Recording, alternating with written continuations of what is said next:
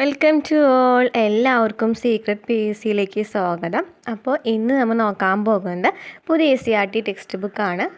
പുതിയ S C R T 10ാം ക്ലാസ്സിലെ ബയോളജിയിലെ 3ാമത്തെ ചാപ്റ്ററിൻ്റെ പേര് സംവേദനങ്ങൾക്കു പിന്നിൽ എന്നാണ്. ആദ്യത്തെ 2 ചാപ്റ്റർ നമ്മൾ കംപ്ലീറ്റ് ചെയ്തിട്ടുണ്ട്.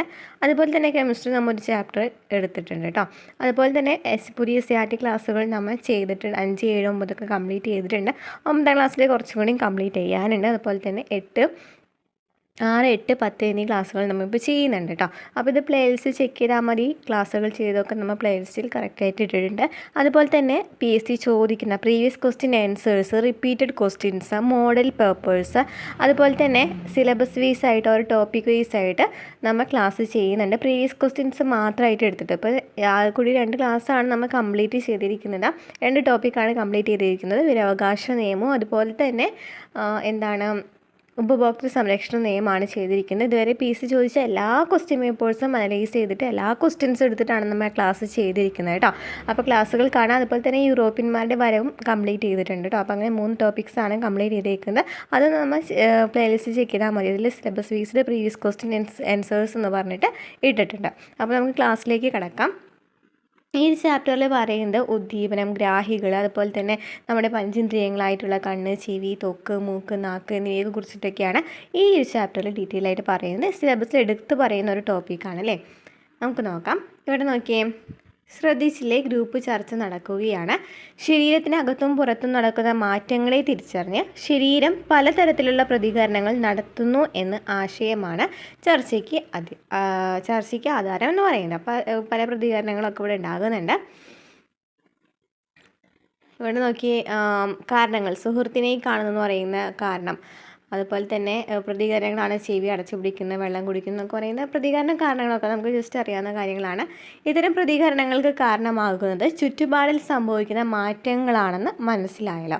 ജീവികളുടെ ശരീരത്തിൽ നടക്കുന്ന വിവിധ ജൈവരാസ പ്രക്രിയകളുടെ ഫലമായാണ് പ്രതികരണങ്ങൾ രൂപപ്പെടുന്നത്. അപ്പോൾ എങ്ങനെയാണ് പ്രതികരണങ്ങൾ രൂപപ്പെടുന്നത്? ജീവികളുടെ ശരീരത്തിൽ നടക്കുന്ന വിവിധ ജൈവരാസ പ്രക്രിയകളുടെ ഫലമായിട്ടാണ് പ്രതികരണങ്ങൾ രൂപപ്പെടുന്നത്. കൂട്ടുകാരെ കാണുമ്പോൾ ഉണ്ടാകുന്ന വിവിധ പ്രതികരണങ്ങൾക്ക് പിന്നിൽ നിരവധി പ്രവർത്തനങ്ങൾ നടക്കുന്നുണ്ട്. അതായത് കൂട്ടുകാരെ ഇപ്പോൾ നമ്മൾ കാണാനല്ലേ, അപ്പോൾ കാണുമ്പോൾ എന്താണ് അവിടെ സംഭവിക്കുന്നതാണ് പറയുന്നത്. കൂട്ടുകാരിൽ നിന്നും പ്രകാശരശ്മികൾ കണ്ണിലേക്ക് പ്രവേശിച്ച് പ്രതിബിംബം രൂപപ്പെടുന്നു. കൂട്ടുകാരിൽ നിന്ന് പ്രകാശരശ്മികൾ എങ്ങോട്ട് വരുന്ന കണ്ണിലേക്ക് വരും. അപ്പോൾ എന്ത് സംഭവിക്കുമ്പോൾ ഒരു പ്രതിബിംബം രൂപപ്പെടും അല്ലേ. എവിടെയാണ് പ്രതിബിംബം രൂപപ്പെടുന്നത്? റെറ്റിനയിലാണ്. അതൊക്കെ നമ്മൾ ഡീറ്റെയിൽ ആയിട്ട് പറയുന്നത് കേട്ടോ. പ്രതിബിംബത്തെ സംബന്ധിച്ച സന്ദേശം കണ്ണുകളിൽ നിന്ന് മസ്തിഷ്കത്തിലെത്തും. അപ്പോൾ എന്ത് സംഭവിക്കുമ്പോൾ ഒരു പ്രതിബിംബം ഉണ്ടായിട്ടുണ്ടെന്നുള്ള ഒരു സന്ദേശം എങ്ങോട്ടെത്താണ്? കണ്ണിൽ നിന്ന് മസ്തിഷ്കത്തിലേക്ക് എത്താണ്. മസ്തിഷ്കമല്ല കൺട്രോൾ ചെയ്യുന്നത്. അപ്പോൾ കണ്ണുകളിൽ നിന്ന് മസ്തിഷ്കത്തിലേക്ക് എത്തി ഇങ്ങനെ ഒരു സംഭവം വന്നിട്ടുണ്ട്, അല്ലെങ്കിൽ ഒരു പ്രതിബിംബം വന്നിട്ടുണ്ട് എന്നുള്ള പറയുന്ന ഒരു സന്ദേശം എത്തി. മസ്തിഷ്കം ഈ സന്ദേശത്തെ വിശകലനം ചെയ്ത് കൂട്ടുകാരെ തിരിച്ചറിയുന്നു. അപ്പോൾ മസ്തിഷ്കം എന്ത് ചെയ്യാണ്? ഈ സന്ദേശം ഇങ്ങനെ വിശകലനം ചെയ്യുകയാണ്. അങ്ങനെയാണ് നമ്മൾ എന്ത് ചെയ്യുന്നത്? ആ കൂട്ടുകാരനെ തിരിച്ചറിയുന്നത് അല്ലേ. തുടർന്ന് പ്രതികരണങ്ങൾക്കുള്ള നിർദ്ദേശം പേശികൾക്ക് നൽകുന്നു. അങ്ങനെ പേശികൾക്ക് എന്ത് ചെയ്യാണ്? ഇങ്ങനെ പ്രതികരിക്കണം എന്ന് പറയുന്ന ഒരു നിർദ്ദേശം നൽകാണ്, ഒരു മെസ്സേജ് നൽകാണ്. അതിൻ്റെ ഫലമായിട്ടാണ് വിവിധ പ്രതികരണങ്ങൾ രൂപപ്പെടുന്നത്. ഇപ്പോൾ കൈ കൊടുക്കുക, അങ്ങനെ പ്രതികരണങ്ങളുണ്ടല്ലോ അല്ലേ. ചിരിക്കുക, അങ്ങനത്തെ കുറച്ച് പ്രതികരണങ്ങളുണ്ടല്ലോ. അതാണ് പറയുന്നത്. പേശി പ്രവർത്തനങ്ങളുടെ ഫലമായിട്ട് വിവിധ പ്രതികരണങ്ങൾ രൂപപ്പെടുന്നു. കണ്ണുകളും മസ്തിഷ്കവും പേശികളും ചേർന്ന് പ്രവർത്തിക്കുന്നത് കൊണ്ടാണ് കൂട്ടുകാരെ കാണുമ്പോൾ നമുക്ക് പ്രതികരിക്കാൻ കഴിയുമെന്ന് മനസ്സിലാക്കിയല്ലോ അല്ലേ. അതായത് അപ്പോൾ എന്താണ് ഇവിടെ പറഞ്ഞത്? നമ്മൊരു ഫ്രണ്ടിനെ കാണാണ്. അപ്പോൾ കാണുകയാണെന്നുണ്ടെങ്കിൽ നമ്മുടെ കണ്ണിലേക്ക് ആ കൂട്ടുകാരനെ പ്രതിബിംബം രൂപപ്പെടണമെന്നുണ്ടെങ്കിൽ പ്രകാശരശ്മികൾ എത്തണം അല്ലേ. അങ്ങനെ പ്രകാശരശ്മികൾ എത്തിയിട്ട് പ്രതിബിംബം രൂപപ്പെട്ടു. ഈ പ്രതിബിംബം രൂപപ്പെട്ടാൽ ഇങ്ങനെ ഒരു പ്രതിബിംബം രൂപപ്പെട്ടിട്ടുണ്ടെന്ന് പറയുന്ന ഒരു സന്ദേശം കണ്ണിൽ നിന്ന് എങ്ങോട്ടേക്ക് പോവുകയാണ്? മസ്തിഷ്കത്തിലേക്ക് പോവുകയാണ് അല്ലേ. മസ്തിഷ്കത്തിലേക്ക് പോകാണ്. അങ്ങനെ മസ്തിഷ്കത്തിലേക്ക് എത്തി. മസ്തിഷ്കം എന്ത് ചെയ്തു? ഇങ്ങനൊരു സംഭവം വന്നിട്ടുണ്ടെന്ന് മനസ്സിലായപ്പോൾ അതിനൊന്ന് വിശകലനം ചെയ്തു. അത് പേശികൾക്കുണ്ടൊരു മെസ്സേജ് അയക്കുകയാണ്. കാരണം പേശിയും കൂടെ അവിടെ വേണം, എന്നാലല്ലേ നമുക്ക് കൈ അനക്കാനോ അല്ലെങ്കിൽ നമുക്ക് ശരീരം അനക്കാനായിട്ട് പറ്റുള്ളൂ. അപ്പോൾ അങ്ങനെ പേശികൾക്ക് മെസ്സേജ് പോയി. അതിനനുസരിച്ചാണ് അവിടെ പ്രതികരണങ്ങൾ നടക്കുന്നത്. അപ്പോൾ നമുക്ക് മനസ്സിലായി അവിടെ എന്തിൻ്റെയൊക്കെ പങ്ക് വന്നിട്ടുണ്ട്? കണ്ണുകളും മസ്തിഷ്കവും ചേർന്നിട്ടാണ് അവിടെ പ്രവർത്തിച്ചതെന്ന് നമുക്ക് മനസ്സിലായി അല്ലേ. ഇനി ഉദ്ദീപനങ്ങളും പ്രതികരണങ്ങളും. ജീവികളിൽ പ്രതികരണങ്ങൾക്കിടയാക്കുന്ന സാഹചര്യങ്ങളെയാണ് ഉദ്ദീപനങ്ങൾ എന്ന് പറയുന്നത്. സാഹചര്യം, ജീവികളിൽ പ്രതികരണങ്ങൾക്കിടയാക്കുന്ന സാഹചര്യങ്ങളാണ് ഉദ്ദീപനങ്ങൾ എന്ന് പറയുന്നത്. അവയെ ബാഹ്യ ഉദ്ദീപനങ്ങളെന്നും ആന്തര ഉദ്ദീപനങ്ങളെന്നും രണ്ടായി തിരിക്കാം. ചുവടെ കൊടുത്തിരിക്കുന്ന സൂചനകൾ വിശകലനം ചെയ്ത് ഉദ്ദീപനങ്ങളുടെ വൈവിധ്യത്തെ സംബന്ധിച്ച് നിഗമനം രൂപീകരിക്കുക. അതായത് എന്താ പറയുന്നത്, ഉദ്ദീപനങ്ങൾ എന്ന് പറയുന്നത് ജീവികളിൽ പ്രതികരണങ്ങൾക്കിടയാക്കുന്ന സാഹചര്യങ്ങളെയാണ് ഉദ്ദീപനങ്ങൾ എന്ന് പറയുന്നത് അല്ലേ. പ്രതികരണത്തിന് ഇടയാക്കുന്ന സാഹചര്യങ്ങളെയാണ് ഉദ്ദീപനങ്ങൾ എന്ന് പറയുന്നത്. രണ്ടായിട്ട് തരംതിരിക്കാം. എന്ത്, ബാഹ്യ ഉദ്ദീപനങ്ങളെന്നും ആന്തര ഉദ്ദീപനങ്ങളെന്നും നമുക്ക് രണ്ടായിട്ട് തരംതിരിക്കാനായിട്ട് പറ്റും. വിശക്കുമ്പോൾ ഭക്ഷണം കഴിക്കും അല്ലേ. വിശക്കുമ്പോൾ എന്ത് സംഭവിക്കും, ഭക്ഷണം കഴിക്കുന്നുണ്ടല്ലേ. അപ്പോൾ എന്തുകൊണ്ടായിരിക്കും, എങ്ങനെയായിരിക്കും ആ ഒരു പ്രോസസ്സ് എത്തിയത് നമുക്ക് നോക്കാം. സിംഹത്തെ കണ്ട മുയൽ പേടിച്ച് ഓടിപ്പോകുന്നു. തണുപ്പകറ്റാനായിട്ട് പുതയ്ക്കുന്നു. മഴ നനയാതിരിക്കാൻ കുട ചൂടുന്നു. രോഗബാധയുണ്ടാകുമ്പോൾ ശരീര ഊഷ്മാവ് കൂടുന്നു. ഉദ്ദീപനങ്ങളെ ശരീരം തിരിച്ചറിയുന്നത് എങ്ങനെയാണ് നമുക്ക് നോക്കാം. ഗ്രാഹികളും സന്ദേശങ്ങളും. നോക്കിയൊക്കെ, ഗ്രാഹികളും സന്ദേശങ്ങളും. വിവിധ തരം ഉദ്ദീപനങ്ങളെ ശരീരം തിരിച്ചറിയുന്നത് സവിശേഷ കോശങ്ങളോ നാഡികളുടെ അഗ്രഭാഗങ്ങളോ വഴിയാണ്. ഇവയാണ് ഗ്രാഹികൾ എന്നറിയപ്പെടുന്നത്. അതായത് നമ്മുടെ ശരീരത്തിൽ കുറേ ഉദ്ദീപനം ഉണ്ടാവുന്നുണ്ട് പറഞ്ഞു അല്ലേ. ഉദ്ദീപനം എന്ന് വെച്ചാൽ എന്താണ്, ഉദ്ദീപനം എന്ന് വെച്ചാൽ നമ്മൾ പറഞ്ഞു പ്രതികരണത്തിന് ഇടയാക്കുന്ന സാഹചര്യങ്ങളെയാണ് ഈ ഉദ്ദീപനങ്ങൾ എന്ന് പറയുന്നത്. ഈ ഉദ്ദീപനങ്ങളെ ശരീരം തിരിച്ചറിയുന്നത് ഗ്രാഹികളാണ്. ഗ്രാഹികൾ എന്ന് വെച്ചാൽ എന്താണ്, സവിശേഷ കോശങ്ങളോ നാഡികളുടെ അഗ്രഭാഗങ്ങളോ വഴിയാണ്. ഇവയാണ് ഗ്രാഹികൾ എന്ന് പറയുന്നത്. സെൻസറി റിസപ്റ്റേഴ്സ് എന്ന് പറയുന്നത്. ബാഹ്യ ആന്തര ഉദ്ദീപനങ്ങൾക്കനുസരിച്ച് ഗ്രാഹികളിൽ വൈദ്യുത സന്ദേശങ്ങളുണ്ടാകും. നമ്മൾ പറഞ്ഞാൽ ഉദ്ദീപനം എന്ന് പറയുന്നത് ബാഹ്യ ഉദ്ദീപനമുണ്ട്, ആന്തര ഉദ്ദീപനമുണ്ട്. ഈ ബാഹ്യ ആന്തര ഉദ്ദീപനങ്ങൾക്കനുസരിച്ച് ഗ്രാഹികളിൽ എന്തുണ്ടാവാണ്, വൈദ്യുത സന്ദേശങ്ങൾ ഉണ്ടാകാണ് അല്ലേ. വൈദ്യുത സന്ദേശങ്ങൾ ഉണ്ടാകാണ്. ഇത്തരം സന്ദേശങ്ങൾ റിസപ്റ്റർ പൊട്ടൻഷ്യൽ എന്നറിയപ്പെടുന്നു. അപ്പോൾ ഇത്തരം സന്ദേശങ്ങൾ അറിയപ്പെടുന്ന എന്താണ്, റിസപ്റ്റർ പൊട്ടൻഷ്യൽ എന്നാണ്. റിസപ്റ്റർ പൊട്ടൻഷ്യൽ എന്നാണ് ഇത്തരം സന്ദേശങ്ങളെ അറിയപ്പെടുന്നത്. റിസപ്റ്റർ പൊട്ടൻഷ്യൽ എന്നാണ്. ഉയർന്ന അളവിൽ ഇത്തരം സന്ദേശങ്ങൾ ഗ്രാഹികളുമായി ബന്ധപ്പെട്ട ന്യൂറോണുകളിൽ ആക്ഷൻ പൊട്ടൻഷ്യൽ രൂപപ്പെടുത്തുന്നു. അപ്പോൾ ഉയർന്ന അളവിൽ ഇത്തരം സന്ദേശങ്ങൾ ഗ്രാഹികളുമായി ബന്ധപ്പെട്ട ന്യൂറോണുകളിൽ എന്ത് രൂപപ്പെടുത്താണ്, ആക്ഷൻ പൊട്ടൻഷ്യൽ രൂപപ്പെടുത്തുന്നു. ആക്ഷൻ പൊട്ടൻഷ്യൽ ന്യൂറോണുകളിലൂടെ നാഡീയ ആവേഗങ്ങളായി സഞ്ചരിക്കുന്നു. ആക്ഷൻ പൊട്ടൻഷ്യൽ ന്യൂറോണുകളിലൂടെ നാഡീയ ആവേഗങ്ങളായിട്ട് സഞ്ചരിക്കുന്നു. അപ്പോൾ എന്താണ് നമ്മൾ പറഞ്ഞത്, റിസപ്റ്റർ പൊട്ടൻഷ്യൽ എന്ന് വെച്ചാൽ എന്താണ്, കുറേ സന്ദേശങ്ങൾ ഉണ്ടാകുന്നുണ്ട്. ബാഹ്യ ആന്തര ഉദ്ദീപനങ്ങൾക്കനുസരിച്ച് ഗ്രാഹികളിൽ കുറേ സന്ദേശങ്ങൾ ഉണ്ടാകുന്നുണ്ട്.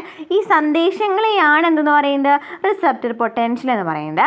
ഉയർന്ന അളവിൽ ഇങ്ങനെ സന്ദേശങ്ങൾ ഗ്രാഹികളുമായി ബന്ധപ്പെട്ട ന്യൂറോണുകൾ വരാണ്. അതായത് ഈ റിസപ്റ്റർ പൊട്ടൻഷ്യൽ എന്ന് പറയുന്നത് എന്താണെന്ന് നമുക്ക് പറഞ്ഞല്ലോ, എന്താണ്, വൈദ്യുത സന്ദേശങ്ങൾ ഉണ്ടാകുന്നുണ്ട്. ഈ സന്ദേശങ്ങളെയാണ് റിസപ്റ്റർ പൊട്ടൻഷ്യൽ എന്ന് പറയുന്നത്.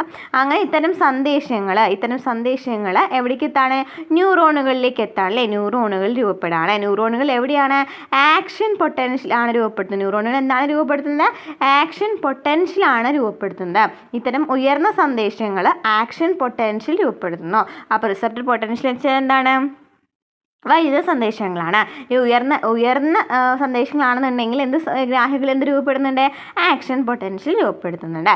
ആക്ഷൻ പൊട്ടൻഷ്യൽ ന്യൂറോണുകളിലൂടെ നാഡീ ആവേഗങ്ങളായി സഞ്ചരിക്കും. അങ്ങനെ ഈ ആക്ഷൻ പൊട്ടൻഷ്യലാണ് ന്യൂറോണുകളിലൂടെ എന്തായിട്ട് മാറുന്നത്, ആവേഗങ്ങളായിട്ട് സഞ്ചരിക്കുന്ന എന്താണ്, ആക്ഷൻ പൊട്ടൻഷ്യലാണ്. അപ്പോൾ നമുക്ക് നോക്കിയേ, പിക്ചർ തന്നിട്ടുണ്ട് അല്ലേ. നോക്കിയേ, ത്വക്കിലെ ഗ്രാഹികളിലെ റിസപ്റ്റർ പൊട്ടൻഷ്യൽ തന്നിട്ടുണ്ട്. റിസപ്റ്റർ പൊട്ടൻഷ്യൽ എന്താണ്, ത്വക്കിലെ സന്ദേശങ്ങളാണ്. ഈ സന്ദേശങ്ങൾ എങ്ങോട്ട് പോകുന്നു പറഞ്ഞു, ന്യൂറോൺസിലേക്ക് പോകുന്നു പറഞ്ഞു അല്ലേ. എങ്ങനെ, ന്യൂറോൺ വഴി പോകുകയാണ്. അപ്പോൾ ഈ ന്യൂറോൺ വഴി പോകുമ്പോൾ എന്ത് രൂപപ്പെടാണ്, ന്യൂറോണിലെ ആക്ഷൻ പൊട്ടൻഷ്യൽ രൂപപ്പെടാണ്. ഈ ആക്ഷൻ പൊട്ടൻഷ്യൽ ഒക്കെ രൂപപ്പെടുന്നത് മൂലമാണ് എന്ത് സംഭവിക്കുന്നത്, ആവേഗങ്ങൾ ഉണ്ടാകുന്നത്. ആവേഗം എന്ന് പറയുന്ന വാക്ക് ഫെമിലിയർ ആയിരിക്കും അല്ലേ. നാഡീയാവേഗങ്ങൾ മസ്തിഷ്കത്തിലെ ബന്ധപ്പെട്ട ഭാഗങ്ങളിലേക്ക് എത്തുകയും ഉചിതമായ പ്രതികരണ നിർദ്ദേശങ്ങൾ രൂപപ്പെടുത്തുകയും ചെയ്യുന്നു. ഈ നിർദ്ദേശങ്ങൾക്കനുസരിച്ച് പേശികളും ഗ്രന്ഥികളും വിവിധ തരത്തിൽ പ്രതികരിക്കുന്നു. അപ്പോൾ ഈ ആവേഗങ്ങൾ മസ്തിഷ്കത്തിലെ പല ഭാഗങ്ങളിലേക്ക് എത്താണ്. അങ്ങനെ അവിടെ പ്രതികരണ നിർദ്ദേശങ്ങൾ രൂപപ്പെടാണ്. അങ്ങനെയാണ് ഈ പേശിയും ഗ്രന്ഥിയും പ്രവർത്തിക്കുന്നത്. അപ്പോൾ നമ്മൾ നേരത്തെ പറഞ്ഞിട്ടുണ്ടായിരുന്നല്ലേ, പേശിയും കണ്ണ് എങ്ങനെയാണ് പ്രവർത്തിക്കുന്നതെന്ന് പറഞ്ഞിട്ടുണ്ടായിരുന്നല്ലോ. അപ്പോൾ അതിന് നീണ്ടൊരു പ്രോസസ്സ് ബാക്കിലുണ്ടെന്നാണ് പറയുന്നത്. എന്താണ് പറഞ്ഞത്, റിസപ്റ്റർ പൊട്ടൻഷ്യലും ആക്ഷൻ പൊട്ടൻഷ്യലും ഒക്കെ ഉണ്ടെന്ന് നമ്മൾ പറഞ്ഞു അല്ലേ. അപ്പോൾ ഇതൊക്കെ വഴിയാണ് എന്ത് സംഭവിക്കുന്നത്, അങ്ങനെ നാഡീയ ആവേഗങ്ങൾ രൂപപ്പെടാണ്. എങ്ങനെ ഈ ആവേഗങ്ങൾ വഴിയാണ് ഈ മസ്തിഷ്കത്തിലേക്ക് എത്തണമെന്നുണ്ടെങ്കിൽ എന്തോടെ ഒരു സംഭവം അല്ലേ, മെസ്സേജ് പോകണമെന്നുണ്ടെങ്കിൽ എന്തോടെ വേണമല്ലോ അല്ലേ, എന്താണ് ആവേഗങ്ങൾ രൂപപ്പെടാണ്. ഈ ആവേഗങ്ങൾ രൂപപ്പെട്ടിട്ടാണ് ഈ മസ്തിഷ്കത്തിൻ്റെ പല ഭാഗങ്ങളിലേക്ക് എത്തിയിട്ട് പ്രതികരണം രൂപപ്പെടുന്നത്. അങ്ങനെയാണ് ഈ പേശികളും ഗ്രന്ഥികളൊക്കെ പ്രവർത്തിക്കുന്നത്. ഈ ഭാഗം ക്ലിയർ ആയെന്ന് വിചാരിക്കുകയാണ്. നെക്സ്റ്റ് ടോപ്പിക്കിലേക്ക് പോകാം. ഗ്രാഹികളും സംവേദനങ്ങളും. എന്താണ് സെൻസറി റിസപ്റ്റേഴ്സ് ആൻഡ് സെൻസസ്. ഗ്രാഹികളിലൂടെ തിരിച്ചറിയാവുന്ന സംവേദനങ്ങളെ പൊതു സംവേദനങ്ങൾ എന്നും പ്രത്യേക സംവേദനങ്ങൾ എന്നും രണ്ടായിട്ട് തരംതിരിച്ചിട്ടുണ്ട്. അപ്പോൾ ഈ സംവേദനങ്ങളെ തന്നെ രണ്ടായിട്ട് തരംതിരിച്ചിട്ടുണ്ട്. എന്തൊക്കെയാണ്? പൊതു സംവേദനങ്ങളും പ്രത്യേക സംവേദനങ്ങളും. പൊതു സംവേദനങ്ങളും പ്രത്യേക സംവേദനങ്ങൾ എന്നായിട്ട് രണ്ടായിട്ട് തരംതിരിച്ചിട്ടുണ്ട്. പൊതുസംവേദനങ്ങളായ സ്പർശം, വേദന, ചൂട്, മർദ്ദം എന്നിവയെ ത്വക്ക്, പേശികൾ, സന്ധികൾ, ആന്തരിക അവയവങ്ങൾ, രക്തക്കുഴലുകൾ എന്നിവയിലെ ഗ്രാഹികൾ തിരിച്ചറിയുന്നു. അപ്പോൾ ഈ പൊതുസംവേദനങ്ങൾ എന്ന് പറയുന്നത് ഏതൊക്കെയാണ്? സ്പർശം, വേദന, ചൂട്, മർദ്ദം. സ്പർശം, വേദന, ചൂട്, മർദ്ദം എന്നിവയാണ് എന്ന് പറയുന്നത് പൊതുസംവേദനങ്ങൾ എന്ന് പറയുന്നത്. അത് ത്വക്ക്, പേശികൾ, സന്ധികൾ, ആന്തരിക അവയവങ്ങൾ, രക്തക്കുഴലുകൾ തിരിച്ചറിയുന്നു. പ്രത്യേക സംവേദനങ്ങൾ എന്താണ്? കാഴ്ച, കേൾവി, രുചി, ഗന്ധം എന്നിവയെ ചില അവയവങ്ങളിൽ മാത്രം കേന്ദ്രീകരിച്ചിരിക്കുന്ന ഗ്രാഹികളാണ് തിരിച്ചറിയുന്നത്. നമുക്കറിയാലോ അല്ലേ, കാഴ്ച, കേൾവി, രുചി, ഗന്ധം എന്നൊക്കെ പറയുന്നത് പ്രധാനപ്പെട്ട പല അവയവങ്ങളുണ്ട് അല്ലേ. കാഴ്ച എന്ന് പറയുമ്പോൾ കണ്ണാണ്, കേൾവി എന്ന് പറയുമ്പോൾ എന്താണ്? ചെവിയാണ്. അപ്പോൾ അതിനെക്കുറിച്ച് നമ്മൾ ഡീറ്റെയിൽ ആയിട്ട് പറയുന്നുണ്ട്. അതിന് മുമ്പ് ജസ്റ്റ് ഒരു ഇൻട്രൊഡക്ഷൻ ഇട്ട് തരാണ്ടോ. അപ്പോൾ പ്രത്യേക സംവേദനങ്ങളാണെന്ന് പറയുന്നത് കാഴ്ച, കേൾവി, രുചി, ഗന്ധം എന്ന് പറയുന്നത്. അപ്പോൾ അതിന് അതിൻ്റേതായിട്ടുള്ള അവയവങ്ങളുണ്ട് അല്ലേ, അതിൻ്റേതായിട്ടുള്ള അവയവങ്ങളുണ്ട്. അവിടുത്തെ ഗ്രാഹികൾ മാത്രമാണ് അതിന് തിരിച്ചറിയാനായിട്ട് പറ്റുള്ളൂ. എന്നാൽ പൊതുസംവേദനങ്ങളായ ഈ സ്പർശം, വേദന, ചൂട്, മർദ്ദം എന്നിവയൊക്കെ എന്താണ്? എല്ലാ അവയവങ്ങളും തിരിച്ചറിയുന്നുണ്ട്. എന്താണ് പറയുന്നത്? സ്പർശം, വേദന, ചൂട്, മർദ്ദം എന്നിവയൊക്കെ എന്താണ്? എല്ലാ അവയവങ്ങളും തിരിച്ചറിയുന്നുണ്ട്. അതിനാലാണ് എന്ന് പറയുന്നത് പൊതുസംവേദനങ്ങൾ എന്ന് പറയുന്നത് അല്ലേ. പ്രത്യേക സംവേദനങ്ങൾ എന്ന് വെച്ചാൽ പ്രത്യേക അവയവങ്ങളാണ് തിരിച്ചറിയുന്നത്. പ്രത്യേക സംവേദനങ്ങൾ തിരിച്ചറിയാൻ സഹായിക്കുന്ന ഇന്ദ്രിയങ്ങളിൽ കാണപ്പെടുന്ന ഗ്രാഹികളും അവ തിരിച്ചറിയുന്ന ഉദ്ദീപനങ്ങളും ഏതെന്ന് ചർച്ച ചെയ്ത പട്ടിക പൂർത്തിയാക്കാനാണ് പറഞ്ഞിരിക്കുന്നത്. എന്താണ്? കണ്ണാണെന്നുണ്ടെങ്കിൽ എന്താണ്? പ്രകാശഗ്രാഹികളായിരിക്കും. ഉദ്ദീപനം എന്തായിരിക്കും? കാഴ്ചയായിരിക്കും അല്ലേ, കാഴ്ചയായിരിക്കും. അതുപോലെ തന്നെ ഇവിടെ എന്താണ്? ചെവിയാണെന്നുണ്ടെങ്കിലോ ഈ മൂക്ക്, ത്വക്കിൻ്റെ ഒക്കെ എന്താണെന്നുള്ളതാണ് പറയുന്നത്. നമ്മൾ ഡീറ്റെയിൽ ആയിട്ട് പറയുന്നുണ്ട്, നമുക്ക് നോക്കാം. പ്രത്യേക സംവേദനങ്ങൾ തിരിച്ചറിയുന്ന ഗ്രാഹികളും അവയുടെ പ്രത്യേകതകളും മനസ്സിലാക്കിയല്ലോ. നാവിന് രുചി അറിയാനാകും, പക്ഷേ ചെവികൾക്ക് അതിന് കഴിയോ? ഇല്ല അല്ലേ. ഓരോന്നിനും അതിൻ്റേതായിട്ടുള്ള എന്തുണ്ട്? ധർമ്മങ്ങളുണ്ട്. നമുക്ക് നോക്കാം. ഫസ്റ്റ് നമ്മൾ പറയുന്നത് കണ്ണിനെ കുറിച്ചിട്ടാണ്. ഐയാണ്, പ്രത്യേകം ശ്രദ്ധിച്ചിരിക്കാട്ടോ. ബാഹ്യലോകത്തെക്കുറിച്ച് ധാരണ നൽകുന്ന പ്രധാനപ്പെട്ട ഇന്ദ്രിയമാണ് കണ്ണെന്ന് പറയുന്നത് അല്ലേ. ബാഹ്യലോകത്തെക്കുറിച്ച് നമുക്കൊരു ധാരണ ഉണ്ടാകുന്നത് എന്ത് വഴിയാണ്? കണ്ണ് വഴിയാണല്ലോ. എങ്ങനെയാണ്? കാഴ്ച വഴി അല്ലേ. നമുക്ക് നോക്കി ഇവിടെ പിക്ചർ നൽകിയിട്ടുണ്ട്. എവിടെയാണ് കണ്ണ് സ്ഥിതി ചെയ്യുന്നത്? കണ്ണിൻ്റെ മുൻഭാഗം നമുക്ക് തന്നിട്ടുണ്ടല്ലോ അല്ലേ. കണ്ണിൻ്റെ മുൻഭാഗം തന്നിട്ടുണ്ട്, കണ്ണിൻ്റെ സ്ഥാനം തന്നിട്ടുണ്ട്. നോക്കി കണ്ണിൻ്റെ മുൻഭാഗത്തിൽ എന്താണ്? നേത്രകോടരമുണ്ട് അല്ലേ. ഈ നേത്രകോടരത്തിനുള്ളിൽ എന്തൊക്കെയുണ്ട്? നേത്രപേശികളുണ്ട്, കൺപീലിയുണ്ട് അല്ലേ. അതുപോലെ തന്നെ കണ്ണുനീർ ഗ്രന്ഥി നമുക്ക് തന്നിട്ടുണ്ടല്ലോ. കണ്ണുനീർ ഗ്രന്ഥി എന്ന് പറയുമ്പോൾ കൺപോളയുണ്ട് അല്ലേ, കൺപോളയുണ്ട്. അതുപോലെ തന്നെ കണ്ണുനീർ ഗ്രന്ഥിയും കാണിച്ചിട്ടുണ്ട്. എന്താണ് നേത്രാവരണം അല്ലെങ്കിൽ കൺജക്റ്റീവ എന്ന് പറയുന്നത്? കോർണിയ ഒഴികെയുള്ള കൺപോളകൾ ഉൾപ്പെടെയുള്ള കണ്ണിനെ മുൻഭാഗത്തെ പൊതിഞ്ഞ് കാണുന്ന സ്ഥലമാണ് നേത്രാവരണം. നേത്രാവരണം എന്ന് വെച്ചാൽ എന്താണ്? കോർണിയ ഒഴികെ ബാക്കി കൺപോളകൾ ഉൾപ്പെടെയുള്ള കണ്ണിനെ മുൻഭാഗത്തെ പൊതിഞ്ഞ് കാണുന്ന സ്ഥലത്തെയാണെന്ന് പറയുന്നത് നേത്രാവരണം എന്ന് പറയുന്നത്. അപ്പോൾ എന്താണ് നേത്രാവരണം അല്ലെങ്കിൽ കൺജക്റ്റീവ എന്ന് വെച്ചാൽ എന്താണ്? ഈ പിക്ചറിൽ എന്താണ്? കോർണിയ നമുക്ക് തന്നിട്ടുണ്ട്. ഇതാണ് കോർണിയ എന്ന് പറയുന്നത്. അപ്പോൾ ഈ കോർണിയ ഒഴികെ കേട്ടോ, ഈ കോർണിയ എന്ന് പറയുന്നത് ഒഴികെ ബാക്കിയുള്ള ഭാഗങ്ങളെ പൊതിഞ്ഞ് സംരക്ഷിക്കുന്നതിനെയാണ് നേത്രാവരണം എന്ന് പറയുന്നത്. നേത്രാവരണം എന്തിനാണ് സഹായിക്കുന്നത്? കണ്ണിനെ സംരക്ഷിക്കുക, ഈർപ്പമുള്ളതും വഴുവഴുപ്പുള്ളതുമാക്കുക, പൊടി, രോഗാണുക്കൾ, മറ്റ് പദാർത്ഥങ്ങൾ എന്നിവ കണ്ണിലേക്ക് കടക്കുന്നത് തടയുക എന്നിവയാണ് ഇതിൻ്റെ ധർമ്മങ്ങൾ. അപ്പോൾ എന്താണ്? നേത്രാവരണത്തിൻ്റെ പ്രധാന ധർമ്മങ്ങൾ എന്തൊക്കെയാണ്? കണ്ണിനെ സംരക്ഷിക്കുക, ഈർപ്പമുള്ളതും വഴുവഴുപ്പുമുള്ളതുമാക്കുക, പൊടി, രോഗാണുക്കൾ, മറ്റു പദാർത്ഥങ്ങൾ എന്നിവ കണ്ണിലേക്ക് കടക്കുന്നത് തടയുക എന്നിവയാണ് നേത്രാവരണത്തിൻ്റെ പ്രധാന ധർമ്മം എന്ന് പറയുന്നത്. നേത്രാവരണം കോർണിയ ഒഴികെയുള്ള മറ്റു ഭാഗങ്ങളെയാണ് സംരക്ഷിച്ചിരിക്കുന്നത്. ഇനി എന്താണ് കണ്ണുനീർ ഗ്രന്ഥികൾ എന്ന് വെച്ചാൽ എന്താണ്? കണ്ണുനീർ ഗ്രന്ഥികൾ കണ്ണുനീർ ഉൽപ്പാദിപ്പിക്കുന്നത് കണ്ണുനീർ ഗ്രന്ഥികളിലാണ്. ഈ ഗ്രന്ഥികൾ കൺപോളകൾക്ക് മുകളിലായിട്ട് കാണപ്പെടുന്നു. ഈ ഗ്രന്ഥികൾ കണ്ണുനീർ ഗ്രന്ഥികൾ എവിടെയാണ് കാണപ്പെടുന്നത്? കൺപോളകൾക്ക് മുകളിലായിട്ടാണ് കാണപ്പെടുന്നത് അല്ലേ? നമ്മൾ കണ്ടു അല്ലേ? കൺപോളയുടെ മുകളിലായിട്ടാണ് ഈ കണ്ണുനീർ ഗ്രന്ഥി കണ്ടത്. കണ്ണുനീർ കണ്ണിൻ്റെ ഉപരിതലത്തെ ഈർപ്പമുള്ളതാക്കുന്നതിനും പോഷകങ്ങൾ നൽകുന്നതിനും മാലിന്യങ്ങൾ പുറന്തള്ളുന്നതിനും അത്യാവശ്യമാണ്. അപ്പോൾ എന്താണ് ഈ കണ്ണുനീറിൻ്റെ പ്രധാനപ്പെട്ട ധർമ്മം? നമ്മൾ വെറുതെ കരയുമ്പോൾ കണ്ണുനീർ വെറുതെ വേസ്റ്റാക്കി കളയാണല്ലേ? എന്തിനാണ് ഈ കണ്ണുനീർ ഉപയോഗിക്കുന്നത് നോക്കി നോക്കിയേ. പ്രധാനപ്പെട്ട കുറേ ധർമ്മങ്ങളുണ്ട് നോക്കി നോക്കിയേ. കണ്ണിൻ്റെ ഉപരിതലത്തെ ഈർപ്പമുള്ളതാക്കി മാറ്റുന്നുണ്ട്, അതുപോലെ തന്നെ പോഷകങ്ങൾ നൽകുന്നുണ്ട്, മാലിന്യങ്ങൾ പുറന്തള്ളുന്നുണ്ട് അല്ലേ? അണുബാധകളിൽ നിന്ന് സംരക്ഷിക്കാൻ സഹായിക്കുന്ന ലൈസോസൈം എന്ന എൻസൈമുകൾ ഇതിൽ അടങ്ങിയിട്ടുണ്ട്. അപ്പോൾ ലൈസോസൈം എന്ന് പറയുന്നത് എന്തിലടങ്ങിയിട്ടുള്ളതാണ്? കണ്ണുനീരിൽ അടങ്ങിയിട്ടുള്ളതാണ് അല്ലേ ലൈസോസൈം എന്ന് പറയുന്നത്. ലൈസോസൈം കണ്ണുനീരിൽ അടങ്ങിയിട്ടുള്ളതാണ്. അപ്പോൾ എന്താണ് നമ്മൾ പറയുന്നത്? കണ്ണുനീർ ഗ്രന്ഥി എന്ന് പറയുന്നത് ഈ കൺപോളയ്ക്ക് മുകളിലായിട്ടാണ് ഈ കണ്ണുനീർ ഗ്രന്ഥി കാണപ്പെടുന്നത്. ഈ കണ്ണുനീർ ഗ്രന്ഥി എന്ന് പറയുന്നത് കണ്ണുനീർ ഗ്രന്ഥിയാണ് കണ്ണുനീർ ഉൽപ്പാദിപ്പിക്കുന്നത്. അതിൻ്റെ പ്രധാനപ്പെട്ട ധർമ്മമാണ് ഉപരിതലത്തെ ഈർപ്പമുള്ളതാക്കി മാറ്റുക, അതുപോലെ തന്നെ പോഷകങ്ങൾ നൽകുക, മാലിന്യങ്ങൾ പുറന്തള്ളുക. അതുപോലെ തന്നെ അവിടെ ലൈസോസൈം ഉണ്ട്. ഈ ലൈസോസൈം എന്നതിന് സഹായിക്കുന്നുണ്ട്, അണുബാധകളെ സംരക്ഷിക്കുന്നതിന് സഹായിക്കുന്നുണ്ട്. ലൈസോസൈം എന്ന് പറയുന്നത് എന്താണ്? ഒരു എൻസൈമാണ് അല്ലേ? ഇനി കണ്ണിലെ പാളികളും അനുബന്ധ ഭാഗങ്ങളും നമുക്ക് നോക്കി നോക്കാം. കണ്ണിലെ ഭാഗങ്ങൾ, പ്രധാനപ്പെട്ട ഭാഗങ്ങൾ നോക്കി നോക്കി. ഇവിടെ നമുക്ക് കോർണിയ തന്നിട്ടുണ്ട് അല്ലേ? കോർണിയ തന്നിട്ടുണ്ട്, ഐറിസ് തന്നിട്ടുണ്ട്. നമുക്ക് ഡീറ്റെയിൽ ആയിട്ട് ഓരോന്നും പറഞ്ഞതിന് ശേഷം നോക്കാം കേട്ടോ. ഫസ്റ്റ് കണ്ണിലെ പാളികൾ എന്ന് പറയുന്നത് 3 എണ്ണാണുള്ളത്. 3 പാളികളാണ് നമുക്ക് കണ്ണിലുള്ളത്. ഏതൊക്കെയാണ്? ദൃഢപടലം, രക്തപടലം, ദൃഷ്ടിപടലം. നോക്കി നോക്കി ഇവിടെ നമുക്ക് പിക്ചറിൽ കാണാനായിട്ട് പറ്റും. ദൃഢപടലവും ഇവിടെ ഇതേ കണ്ട ദൃഢപടലം എന്ന് പറയുന്നത് കാണുന്നുണ്ട്. അതുപോലെ തന്നെ രക്തപടലം, ദൃഷ്ടിപടലം എന്നിങ്ങനെ 3 പടലങ്ങളുണ്ട് അല്ലേ? നമ്മുടെ കണ്ണിന് 3 പടലങ്ങളാണുള്ളത്. 3 എന്തുള്ളത്? ഈ പാളികളുള്ളത് അല്ലേ? 3 പാളികളാണുള്ളത്. ഈ ദൃഢപടലം എന്ന് പറയുന്നത് എന്താണ്? ബാഹ്യപാളിയാണ്, പുറത്തുള്ള പാളിയാണ് അല്ലേ? നമുക്ക് കണ്ടല്ലോ, ബാഹ്യപാളിയാണ്. കണ്ണിന് ഉറപ്പും സംരക്ഷണവും നൽകുന്നുണ്ട്. കണ്ണിന് ഉറപ്പും സംരക്ഷണവും നൽകുന്ന എന്താണ്? ദൃഢപടലമാണ്. കണ്ണിന് ഉറപ്പ് പഠിച്ചു വയ്ക്കുക. കണ്ണിന് ഉറപ്പും സംരക്ഷണവും നൽകുന്ന എന്താണ്? ദൃഢപടലമാണ്. ഈ ദൃഢപടലത്തിൻ്റെ പ്രധാനപ്പെട്ട ഭാഗമാണ് കോർണിയ എന്ന് പറയുന്നത്.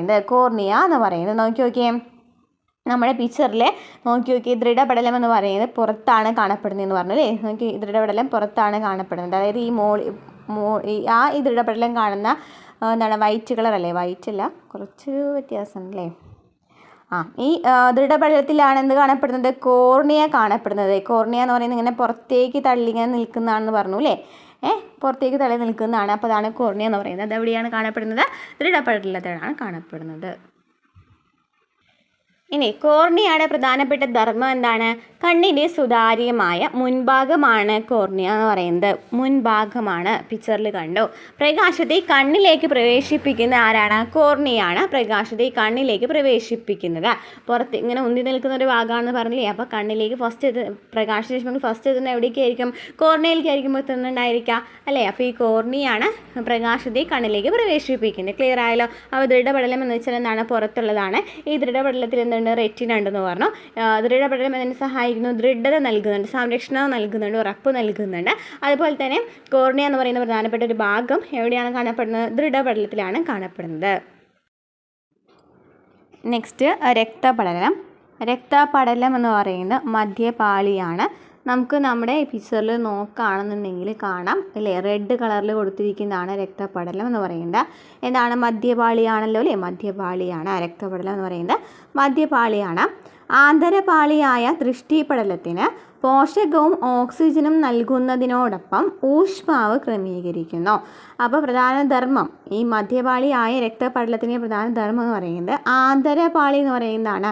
ഈ ദൃഷ്ടിപടലം എന്ന് പറയുന്നത് നോക്കി ഉള്ളിലല്ലേ ഇരിക്കുന്നത്. അപ്പോൾ എന്താണ്? ആന്തരപടലമാണ്, ആന്തരപാളിയാണ് ഈ ദൃഷ്ടിപടലം എന്ന് പറയുന്നത്. ഈ ദൃഷ്ടിപടലത്തിന് ഓക്സിജനും പോഷണവും നൽകുക, അതുപോലെ തന്നെ എന്താണ് പറഞ്ഞത്, ഊഷ്മാവ് ക്രമീകരിക്കുക എന്ന് പറയുന്നത് രക്തപടലത്തിൻ്റെ പ്രധാന ധർമ്മമാണ്.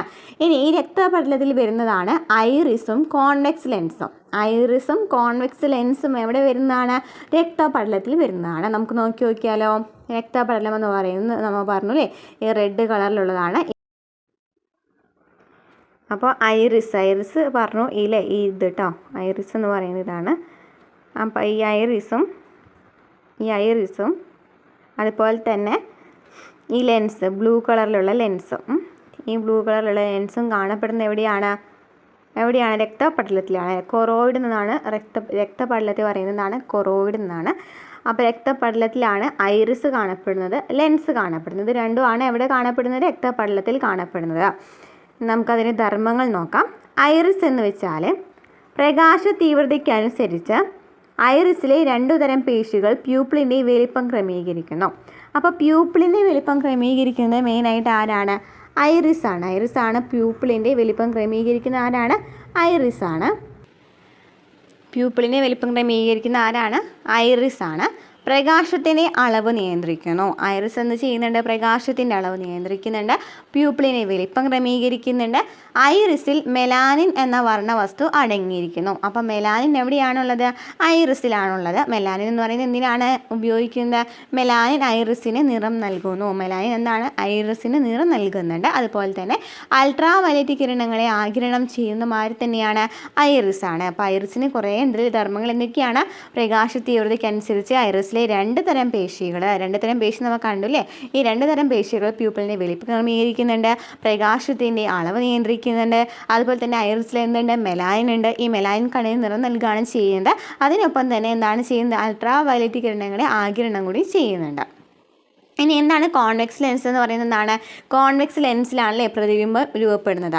അപ്പോൾ വസ്തുവിൻ്റെ ചെറുതും യഥാർത്ഥവും തലകീഴായതുമായ പ്രതിബിംബത്തെ റെറ്റിനയിൽ രൂപപ്പെടുത്തുന്നു. ഇതൊക്കെ നമുക്ക് സ്റ്റേറ്റ്മെൻ്റ് ആയിട്ട് തെറ്റിച്ച് ചോദിക്കാവുന്ന ഒരു ക്വസ്റ്റ്യനാണ്, ചോദിച്ചിട്ടുള്ള ക്വസ്റ്റ്യനാണ്. വസ്തുവിൻ്റെ ചെറുതാണ്, എങ്ങനത്തെ പ്രതിബിംബമാണ് രൂപപ്പെടുന്നത്? വസ്തുവിൻ്റെ ചെറിയ പ്രതിബിംബം. അതുപോലെ തന്നെ എന്താണ്? യഥാർത്ഥമാണ്, എന്നാൽ എന്താണ്? തലകീഴായതാണ്. വസ്തുവിൻ്റെ ചെറുതും യഥാർത്ഥവും തലകീഴായതുമായ പ്രതിബിംബത്തെ റെറ്റിനയിൽ രൂപപ്പെടുന്ന ഏതാണ്? കോൺവെക്സ് ലെൻസാണ്. നെക്സ്റ്റ് ദൃഷ്ടിപടലം അല്ലേ? ദൃഷ്ടിപടലം എന്താണ്? ദൃഷ്ടിപടലത്തിനേക്കാളും കൂടുതൽ നമുക്ക് അറിയാവുന്ന ഒരു പേര് റെറ്റിന എന്നായിരിക്കും. അപ്പോൾ ദൃഷ്ടിപടലം എന്ന് പറയുന്നത് നമ്മൾ പറഞ്ഞു ആന്തരപാളിയാണെന്ന് പറഞ്ഞു അല്ലേ? റെറ്റിന എന്ന് പറയുന്നത് പ്രകാശഗ്രാഹി കോശങ്ങളെ വഹിക്കുന്നത് ദൃഷ്ടിപടലമാണ്. എന്താണ്? പ്രകാശഗ്രാഹി കോശങ്ങളെ വഹിക്കുന്നതും പ്രതിബിംബം രൂപപ്പെടുന്നതും എന്താണ്? ദൃഷ്ടിപടലത്തിലാണ്. പ്രതിബിംബം രൂപപ്പെടുന്നത് ദൃഷ്ടിപടലത്തിലാണ്. അതുപോലെ തന്നെ എന്താണ്? പ്രകാശഗ്രാഹി കോശങ്ങളെ വഹിക്കുന്നതുമെന്നാണ് ദൃഷ്ടിപടലമാണ്. ഇനി ദൃഷ്ടിപടലത്തിൽ എന്തൊക്കെയാണുള്ളതെന്ന് ചോദിക്കുകയാണെങ്കിൽ പ്രകാശഗ്രാഹികളുടെ പാളി ഉണ്ടായിരിക്കും, ബൈപോളാർ കോശപാളിയുണ്ട്, ഗാംഗ്ലിയോൺ കോശപാളിയുണ്ട്. അപ്പോൾ 3 തരം പാളി പറഞ്ഞു അല്ലേ? ദൃഷ്ടിപടലം എന്ന് പറയുന്നത് ഉള്ളിലത്തെ ആന്തരപാളിയാണെന്ന് പറഞ്ഞു. ഈ ആന്തരപാളിയിൽ എന്തുണ്ട്? 3 തരം പാളിയുണ്ട്. ഏതൊക്കെയാണ്? ഗാംഗ്ലിയോൺ കോശപാളി, ബൈപോളാർ കോശപാളിയിലെ നടുക്കായിട്ട് കാണപ്പെടുന്നു. പ്രകാശഗ്രാഹികളുടെ പാളി, റോഡ്സും കോൺസും കേട്ടിട്ടുണ്ടാവുമല്ലോ അല്ലേ? ഈ റോഡ്സും കോൺസാണ് പ്രകാശഗ്രാഹികളുടെ പാളി എന്ന് പറയുന്നത്. റോഡ്സും കോൺസാണ് അതുണ്ട്. അതാണ് റെറ്റിനയിലെ ഒരു ചേതാണ് കാണിച്ചു തന്നിരിക്കുന്നത്. കണ്ണിലെ മുഖ്യ ഭാഗങ്ങളുടെ പിക്ചറാണ് നമുക്ക് തന്നിട്ടുണ്ടായിരുന്നത് അല്ലേ? പ്രധാനപ്പെട്ട അവയവങ്ങൾ പറഞ്ഞു. അപ്പോൾ അതിൽ പ്രകാശഗ്രാഹികളുടെ പാളി എന്ന് പറയുമ്പോൾ റോഡ് കോശങ്ങളും കോൺ കോശങ്ങളാണുള്ളത്. പ്രകാശഗ്രാഹികളായ റോഡ് കോശങ്ങൾ വസ്തുക്കളെ ഇരുണ്ട വെളിച്ചത്തിലും കറുപ്പിലും വെളുപ്പിലും തിരിച്ചറിയുന്നു. അപ്പോൾ റോഡ് കോശങ്ങൾ എന്താണ്? വസ്തുക്കളെ ഇരുണ്ട വെളിച്ചത്തിൽ കാണാൻ പറ്റുന്നു, അതുപോലെ തന്നെ കറുപ്പിലും വെളുപ്പിലും തിരിച്ചറിയുന്നു. ഇനി കോൺ കോശങ്ങളാണെങ്കിലോ തീവ്രപ്രകാശത്തിലെ കാഴ്ചയും വർണ്ണക്കാഴ്ചയും നൽകുന്നു. നേരെ ഓപ്പോസിറ്റ്. കോൺ കോശങ്ങൾ എന്താണ്? തീവ്രപ്രകാശത്തിലെ കാഴ്ചയും വർണ്ണക്കാഴ്ചയും നൽകുന്നു. അപ്പോൾ പ്രകാശഗ്രാഹികളിലെ പാളിയാണെന്ന് പറയുന്നത് ഈ റോഡ് അതുപോലെ തന്നെ കോൺ എന്നീ പാളികൾ എന്ന് പറയുന്നത് കോശങ്ങളെന്ന് പറയുന്നത്, ഈ റോഡ് കോശങ്ങളെന്ന് പറയുന്നത് എന്താണ്, ഇരുണ്ട വെളിച്ചത്തിലും കറുപ്പിലാണ് കാണാൻ പറ്റുന്നത്, കറുപ്പിലും വെളുപ്പിലാണ് കാണാൻ പറ്റുന്നതെങ്കിൽ കോൺ കോശങ്ങൾ എന്താണ്, വർണ്ണത്തിൽ ഏത് വർണ്ണ കാഴ്ചയാണ് നൽകുന്നത്. അതുപോലെ തന്നെ തീവ്രപ്രകാശത്തിൽ കാഴ്ച നൽകുന്നത് എന്ത് തന്നെയാണ്, കോൺ കോശങ്ങളാണ്. ഇനി ബൈപോളാർ കോശപാളി. ബൈപോളാർ കോശപാളി പ്രകാശഗ്രാഹികളിൽ നിന്ന് ഗാംഗ്ലിയോൺ കോശങ്ങളിലേക്ക് സന്ദേശങ്ങളെ കൈമാറുന്നു. ഈ ബൈപോളാർ കോശപാളി എന്ന് വെച്ചതാണ് ബൈപോളാർ എന്ന് വെച്ചാൽ നമുക്ക് നടുക്കൽ ഉള്ളത്. അതായത് എന്താ പറയുന്നത്, പ്രകാശഗ്രാഹികളുടെ പാളിയിൽ നിന്നുള്ള സന്ദേശങ്ങൾ എങ്ങോട്ടേക്ക് എത്താണ്, ഈ ഗാംഗ്ലിയോൺ പുറത്തായിട്ട് കാണപ്പെടുന്നു അല്ലേ. അപ്പോൾ അങ്ങോട്ടേക്ക് എത്തിക്കുന്നത് ആരാണ്, ഏതാണ്, ബൈപോളാർ കോശപാളിയാണ്. ഇനി ഈ ഗാംഗ്ലിയോൺ കോശപാളി എന്താണ് ചെയ്യുന്നത്, നേത്രനാഡിയിലേക്ക് ബൈപോളാർ കോശപാളിയിൽ നിന്ന് സന്ദേശങ്ങളെ കൈമാറുന്നു. അങ്ങനെ ഈ ഗാംഗ്ലിയോൺ കോശപാളി നേത്രനാഡിയിലേക്ക്, നേത്രനാഡി എന്ന് പറയുന്നത് ഇതാണ്, നേത്രനാഡി എന്ന് പറയുന്നത് ഈ നേത്രനാഡിയിലേക്ക് സന്ദേശങ്ങളെ കൈമാറാണ് ചെയ്യുന്നത്. ഓക്കെ, ക്ലിയർ ആയല്ലോ. അപ്പോൾ 3 പാളികൾ പറഞ്ഞു. ഏതൊക്കെയാണ്, ഗാംഗ്ലിയോൺ കോശപാളി, ബൈപോളാർ കോശപാളി, പ്രകാശഗ്രാഹികളുടെ പാളി. പ്രകാശഗ്രാഹികളുടെ പാളിയിലാണ് റോഡ്സും കോൺസും കാണപ്പെടുന്നത്. അതിൽ നിന്നുള്ള സന്ദേശങ്ങളെ ഗാംഗ്ലിയോൺ കോശപാളിയിലേക്ക് എത്തിക്കുന്നതിന് മുഖ്യ പങ്ക് വഹിക്കുന്ന ഇതാണ് ബൈപോളാർ കോശപാളിയാണ്. അതുപോലെ ഗാംഗ്ലിയോൺ കോശപാളി ഈ പ്രകാശഗ്രാഹികളെ എങ്ങോട്ടേക്ക് എത്താണ്, നേത്രനാഡിയിലേക്ക് എത്തിക്കുകയാണ് ചെയ്യുന്നത്. ബൈപോളാർ കോശപാളിയിൽ ഓൺ ബൈപോളാർ കോശങ്ങളെന്നും ഓഫ് ബൈപോളാർ കോശങ്ങളെന്നും പറയുന്ന 2 ഇനം കോശങ്ങളുണ്ട്. ജസ്റ്റ് അറിഞ്ഞു വെച്ചിരിക്കുക. ബൈപോളാർ കോശപാളിയിൽ ഓൺ ബൈപോളാർ കോശങ്ങളുണ്ട്, ഓഫ് ബൈപോളാർ കോശങ്ങളുണ്ട്. അതുകൊണ്ട് നമുക്ക് കണ്ണിലെ പാളികളും പ്രധാനപ്പെട്ട ധർമ്മങ്ങൾ എഴുതാൻ പറഞ്ഞിട്ടുണ്ട്. നമ്മൾ പറഞ്ഞു ദൃഷ്ടിപടലം, രക്തപടലം, ദൃഷ്ടിപടലം. അതുപോലെ തന്നെ എന്താണ് പറഞ്ഞത്, ദൃഷ്ടിപടലം എന്ന് പറയുന്നതാണ് റെറ്റിന എന്ന് പറയുന്നത്, ദൃഷ്ടിപടലം റെറ്റിന എന്ന് പറയുന്നത് അതാണ് പ്രതിബിംബം രൂപപ്പെടുന്നത്. അതുപോലെ തന്നെ പിന്നെ ഇതാണ് പറഞ്ഞത്, രക്തപടലം പറഞ്ഞില്ലേ, രക്തപടലം പറഞ്ഞു അല്ലേ, രക്തപടലം ഓക്സിജനൊക്കെ വഹിക്കുന്നു എന്നൊക്കെ പറഞ്ഞു അല്ലേ. അതുപോലെ തന്നെ ഫസ്റ്റ് പറഞ്ഞതാണ് ദൃഢപടലം അല്ലേ, ദൃഢത നൽകുന്നു അല്ലേ, സംരക്ഷണം ഉറപ്പൊക്കെ നൽകുന്നു എന്ന് പറഞ്ഞു. ഇനി നെക്സ്റ്റ് നോക്കിയേ, കണ്ണിലെ ദ്രവങ്ങൾ എന്ന് പറയുന്നത് അക്വസ് ദ്രവമുണ്ട്, വിട്രിയസ് ദ്രവമുണ്ട്. കണ്ണിൽ 2 തരം ദ്രവങ്ങളാണുള്ളത്, അക്വസ് ദ്രവവും വിട്രിയസ് ദ്രവവും. അതിന് മുന്നായിട്ട് നമുക്ക് അന്ധബിന്ദുവും അതുപോലെ തന്നെ പീതബിന്ദുവും പഠിക്കേണ്ടതായിട്ടുണ്ട്. റെറ്റിനയിൽ നിന്നും നേത്രനാടി ആരംഭിക്കുന്ന ഭാഗത്ത് പ്രകാശഗ്രാഹി കോശങ്ങളില്ല. കാഴ്ചയില്ലാത്ത ഈ ഭാഗം അന്ധബിന്ദു എന്നറിയപ്പെടുന്നു. കാഴ്ചയില്ലാതെ കാരണം എന്നറിയപ്പെടുന്നു, അന്ധബിന്ദു എന്നറിയപ്പെടുന്നു. അതായത് റെറ്റിനയിൽ നിന്ന് നേത്രനാടി ആരംഭിക്കുന്ന ഭാഗമുണ്ടല്ലോ, അവിടെ പ്രകാശഗ്രാഹികളൊന്നും ഉണ്ടായിരിക്കില്ല. എന്നാൽ കോൺ കോശങ്ങൾ ഏറ്റവും കൂടുതലായി കാണപ്പെടുന്ന റെറ്റിനയുടെ മധ്യഭാഗമാണ് പീതബിന്ദു എന്ന് പറയുന്നത്. അപ്പോൾ ഈ പീതബിന്ദുവിൽ എന്താണ് കൂടുതലായിട്ട് എന്തുണ്ട്, കോൺ കോശങ്ങളുണ്ട്. കോൺ കോശങ്ങൾ കൂടുതലായിട്ടുള്ളത് പീതബിന്ദുവിലാണ് ഉള്ളത്. നമുക്ക് ഈ പിക്ചറിൽ നോക്കുകയാണെന്നുണ്ടെങ്കിൽ അന്ധബിന്ദു എന്ന് പറയുന്നത് എന്താണ്, അന്ധബിന്ദു എന്ന് വെച്ചാൽ നേത്രനാടി ആരംഭിക്കുന്ന സ്ഥലത്ത് നിന്നുണ്ടാവില്ല, പ്രകാശഗ്രാഹികൾ ഉണ്ടായിരിക്കില്ല. അത് കാരണമാണ് ഈ അന്ധബിന്ദു എന്ന് പറയുന്നത്. എന്നാൽ പീതബിന്ദു എന്ന് വെച്ചാൽ എന്താണ്, പീതബിന്ദു എന്ന് വെച്ചാൽ എന്താണ്, ഇവിടെ തന്നിട്ടുണ്ട് അതെ, പീതബിന്ദു എന്ന് വെച്ചാൽ എന്താണ്, നമുക്കവിടെ കോൺ കോശങ്ങൾ കൂടുതലായിട്ട് കാണപ്പെടും. റെറ്റിനയിലെ കൂടുതലായിട്ട് കോൺ കോശങ്ങൾ കാണപ്പെടുന്നു എന്നും പറഞ്ഞു. റെറ്റിനയുടെ ഈ മധ്യഭാഗമാണ് പീതബിന്ദു എന്ന് പറയുന്നത്. ഇനി നമുക്ക് ഓരോ അറകളും ദ്രവങ്ങളും നോക്കാം. കണ്ണിന് 2 അറകളാണുള്ളതെന്ന് പറഞ്ഞു. അക്വസ് ദ്രവങ്ങളും എന്താണ്, വിട്രിയസ് ദ്രവമാണുള്ളതെന്ന് അല്ലേ.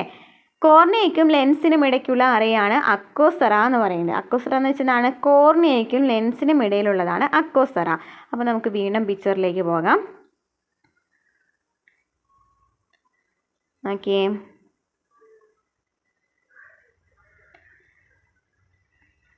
ഇതാണ് അക്വസറ അല്ലേ. അക്വസറ എന്ന് വെച്ചാൽ കോർണിയ ഏതാണ്, കോർണിയ എന്ന് പറയുന്നത് ഫ്രണ്ടിലേക്ക് നിൽക്കുന്നതാണ് കോർണിയ എന്ന് പറയുന്നതെന്ന് പറഞ്ഞു. അതുപോലെ തന്നെ ലെൻസ് എന്ന് പറയുന്നതാണ് ഇതിൻ്റെ നടുക്കായിട്ട് അല്ലേ അക്വസറ കാണപ്പെടുന്നത്, പച്ച കളറിൽ കാണപ്പെടുന്നതാണ് അക്വസറ എന്ന് പറയുന്നത്. കോർണിയയ്ക്കും ലെൻസിനും ഇടയിലായിട്ടാണ് അക്വസറ കാണപ്പെടുന്നത്. ഓക്കെ, പിക്ചർ ക്ലിയർ ആയല്ലോ. ഇവിടെ നമുക്ക് എടുത്ത് പറയുന്നുണ്ട് അല്ലേ, നമുക്ക് ഈ കോർണിയയ്ക്കും ലെൻസിനും ഇടയിലായിട്ടാണ് അക്വസ് ദ്രവം കാണപ്പെടുന്നത്. ജലസദൃശമായ അക്വസ് ദ്രവമാണ് ഇവിടെയുള്ളത്. ഇത് ടിഷ്യൂ ദ്രവം പോലെ രക്തത്തിൽ നിന്ന് ഊറിയിറങ്ങുകയും തിരിച്ച് രക്തത്തിലേക്ക് തന്നെ ആഗിരണം ചെയ്യപ്പെടുകയും ചെയ്യും. അക്വസറയിലെ മർദ്ദം ക്രമീകരിക്കപ്പെടുന്നത് ഇങ്ങനെയാണ്. അപ്പോൾ അക്വസറയിലെ മർദ്ദം ക്രമീകരിക്കപ്പെടുക എന്ന് വെച്ചാൽ എന്താണ്, ഇത് എന്ന് പറയുന്നത് എന്താണ്, ടിഷ്യൂ ദ്രവം പോലെയാണ്. അതായത് രക്തത്തിൽ നിന്ന് ഊറിയിറങ്ങുകയും ചെയ്യും, അത് തിരിച്ച് ആ രക്തത്തിലേക്ക് തന്നെ എത്തുകയും ചെയ്യണം. ലെൻസിനും കോർണിയയ്ക്കും പോഷകവും ഓക്സിജനും ലഭിക്കുന്നത് ഈ ദ്രവത്തിൽ നിന്നാണ്. ലെൻസിനും കോർണിയയ്ക്കും ഇടയിലാണല്ലോ അല്ലേ. അപ്പോൾ ലെൻസിനും കോർണിയയ്ക്കും പ്രധാന പോഷകങ്ങളൊക്കെ എത്തുന്നത് ഈ അക്വസറയിൽ നിന്നാണ്. ഇനി എന്താണ് വിട്രിയസ് സെറ എന്ന് പറയുന്നത്? ലെൻസിനും റെറ്റിനയ്ക്കും ഇടയിലുള്ള അറയാണ് വിട്രിയസ് സെറ എന്ന് പറയുന്നത്. ലെൻസ് എന്ന് പറയുന്നത് നോക്കി നോക്കിയേ, ഇതാണ് ലെൻസ് എന്ന് പറയുന്നത് അല്ലേ. ഈ ലെൻസിനും അതുപോലെ തന്നെ റെറ്റിന എന്ന് പറയുന്നത് നമ്മൾ പറഞ്ഞു ഇതാണ് അല്ലേ. ഈ ലെൻസിനും റെറ്റിനയ്ക്കും ഇടയിൽ കാണപ്പെടുന്ന ദ്രവമാണ് വിട്രിയസ് ദ്രവം. ലെൻസിനും റെറ്റിനയ്ക്കും ഇടയിലായിട്ട് കാണപ്പെടുന്നതാണ് വിട്രിയസ് ദ്രവം എന്ന് പറയുന്നത്, വിട്രിയസ് സെറ എന്ന് പറയുന്നത്. അവിടെയുള്ള ജെല്ലി പോലെയുള്ള സുതാര്യമായ വിട്രിയസ് ദ്രവം നേത്രഗോളത്തിൻ്റെ ആകൃതി നിലനിർത്തുന്നു. അപ്പോൾ ആകൃതി നിലനിർത്തുന്നത് ഏതാണ്? വിട്രിയസ് ദ്രവമാണ്. ലെൻസിനും അതുപോലെ തന്നെ കോർണിയയ്ക്കും പോഷകങ്ങൾ നൽകുന്ന ആരാണ്? അക്വസ് ദ്രവമാണ്. ഇനി കോർണിയയ്ക്ക് പിന്നിൽ കാണപ്പെടുന്ന ഭാഗമാണല്ലോ ഐറിസ് എന്ന് പറയുന്നത്. കോർണിയയുടെ ബാക്കിലായിട്ടാണ് കാണപ്പെടുന്നത് അല്ലേ ഐറിസ്. നമ്മൾ പിക്ചറിൽ കണ്ടില്ലേ, കോർണിയയുടെ പിന്നിൽ കാണപ്പെടുന്നു എന്ന് കണ്ടു അല്ലേ. ഐറിസിൻ്റെ മധ്യഭാഗത്തെ സുഷിരം പ്യൂപ്പിൾ എന്നറിയപ്പെടുന്നു. ഐറിസിൻ്റെ മധ്യഭാഗത്തെ സുഷിരം നമുക്ക് നോക്കാം, വീണ്ടും പിക്ചറിൽ പോകാം. ഐറിസിൻ്റെ മധ്യഭാഗം അല്ലേ, ഐറിസിൻ്റെ ഇതാണ് ഐറിസ്. ഈ ഐറിസിൻ്റെ മധ്യഭാഗം ഉണ്ടല്ലോ, ഈ മധ്യഭാഗത്ത് സുഷിരത്തെയാണെന്ന് അറിയപ്പെടുന്നത് പ്യൂപ്പിൾ എന്നറിയപ്പെടുന്നത്. മധ്യഭാഗത്തെയാണെന്ന് അറിയപ്പെടുന്നത് പ്യൂപ്പിൾ എന്ന് അറിയപ്പെടുന്നത്. നമുക്ക് കണ്ണ് നോക്കുകയാണെങ്കിൽ ഇതിന് നടുക്കുള്ള ഭാഗമില്ലേ, അതാണ് എന്ന് പറയുന്നത് പ്യൂപ്പിൾ എന്ന് പറയുന്നത്. 2 മുതൽ 3 വരെ മില്ലിമീറ്ററാണ് പ്യൂപ്പിളിൻ്റെ സാധാരണ വലിപ്പം. പ്യൂപ്പിളിൻ്റെ വലിപ്പം കൂടുന്നതിലൂടെ സാധാരണയിലും 16 മടങ്ങ് അധികം പ്രകാശത്തെ റെറ്റിനയിലേക്ക് പതിപ്പിക്കാനാകും. അപ്പോൾ പ്യൂപ്പിളിൻ്റെ വലിപ്പം കൂടാണെന്നുണ്ടെങ്കിൽ കൂടുതൽ പ്രകാശം നമുക്ക് കണ്ണിലേക്ക് എത്തൂല്ലേ, അതാണ് പറയുന്നത്. കൂടുതൽ പ്രകാശത്തെ റെറ്റിനയിലേക്ക് പതിപ്പിക്കാനായിട്ട് പറ്റും.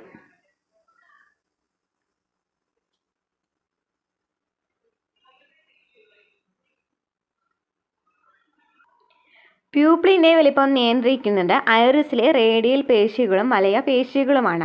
അപ്പോൾ ഈ പ്യൂപ്പിൾ നമ്മൾ പറഞ്ഞിട്ടുണ്ടായിരുന്നു ചുരുങ്ങും അതുപോലെ തന്നെ വികസിക്കുന്നു എന്ന് പറഞ്ഞിട്ടുണ്ടായിരുന്നു. അപ്പോൾ ഇങ്ങനെ പ്യൂപ്പിളിൻ്റെ വലിപ്പം നിയന്ത്രിക്കുന്ന ഇതാണ് ഐറിസിലെ റേഡിയൽ പേശികളും വലയ പേശികളാണ്. 2 പേശികളുണ്ട്, റേഡിയൽ പേശികളുണ്ട്, വലയ പേശികളുണ്ട്. ഇതാണ് ഐറിസിലാണ് ഈ 2 പേശികളും കാണപ്പെടുന്നതാണ് പ്യൂപ്പിളിൻ്റെ വലിപ്പം നിയന്ത്രിക്കുന്നതിന് സഹായിക്കുന്നത്. മങ്ങിയ വെളിച്ചത്തിൽ വസ്തുക്കളെ വ്യക്തമായി കാണാനും തീവ്രപ്രകാശത്തിൽ റെറ്റിനയ്ക്ക് കേടുപാട് വരാതിരിക്കാനുമാണ് പ്യൂപ്പിളിനെ വലിപ്പം നിയന്ത്രിക്കേണ്ടി വരുന്നത്. പ്യൂപ്പിളിൻ്റെ വലിപ്പം നിയന്ത്രിക്കേണ്ടി വരുന്നതാണ് മങ്ങിയ വെളിച്ചത്തിൽ വസ്തുക്കളെ വ്യക്തമായി കാണാനും തീവ്രപ്രകാശത്തിൽ റെറ്റിനയ്ക്ക് കേടുപാട് വരാതിരിക്കാനുമാണ് പ്യൂപ്പിളിൻ്റെ വലിപ്പം നിയന്ത്രിക്കേണ്ടതായിട്ട് വരുന്നത്. മങ്ങിയ വെളിച്ചത്തിൽ വസ്തുക്കളെ വ്യക്തമായി കാണാം, അതുപോലെ തീവ്രപ്രകാശത്തിൽ റെറ്റിനയ്ക്ക് കേട് വരാനായിട്ടും പാടില്ല. അതിന് വേണ്ടിയിട്ടാണ് ഈ പ്യൂപ്പിളിൻ്റെ വലിപ്പം നിയന്ത്രിക്കുന്നത്. നോക്കി, ഇവിടെ തീവ്രപ്രകാശത്തിലാണെങ്കിൽ വലയ പേശികളാണ് സങ്കോചിക്കുന്നത്, മങ്ങിയ പ്രകാശത്തിലാണെങ്കിലോ റേഡിയൽ പേശികളാണ് സങ്കോചിക്കുന്നത്. കണ്ടോ, പിക്ചറിൽ കണ്ടല്ലോ അല്ലേ.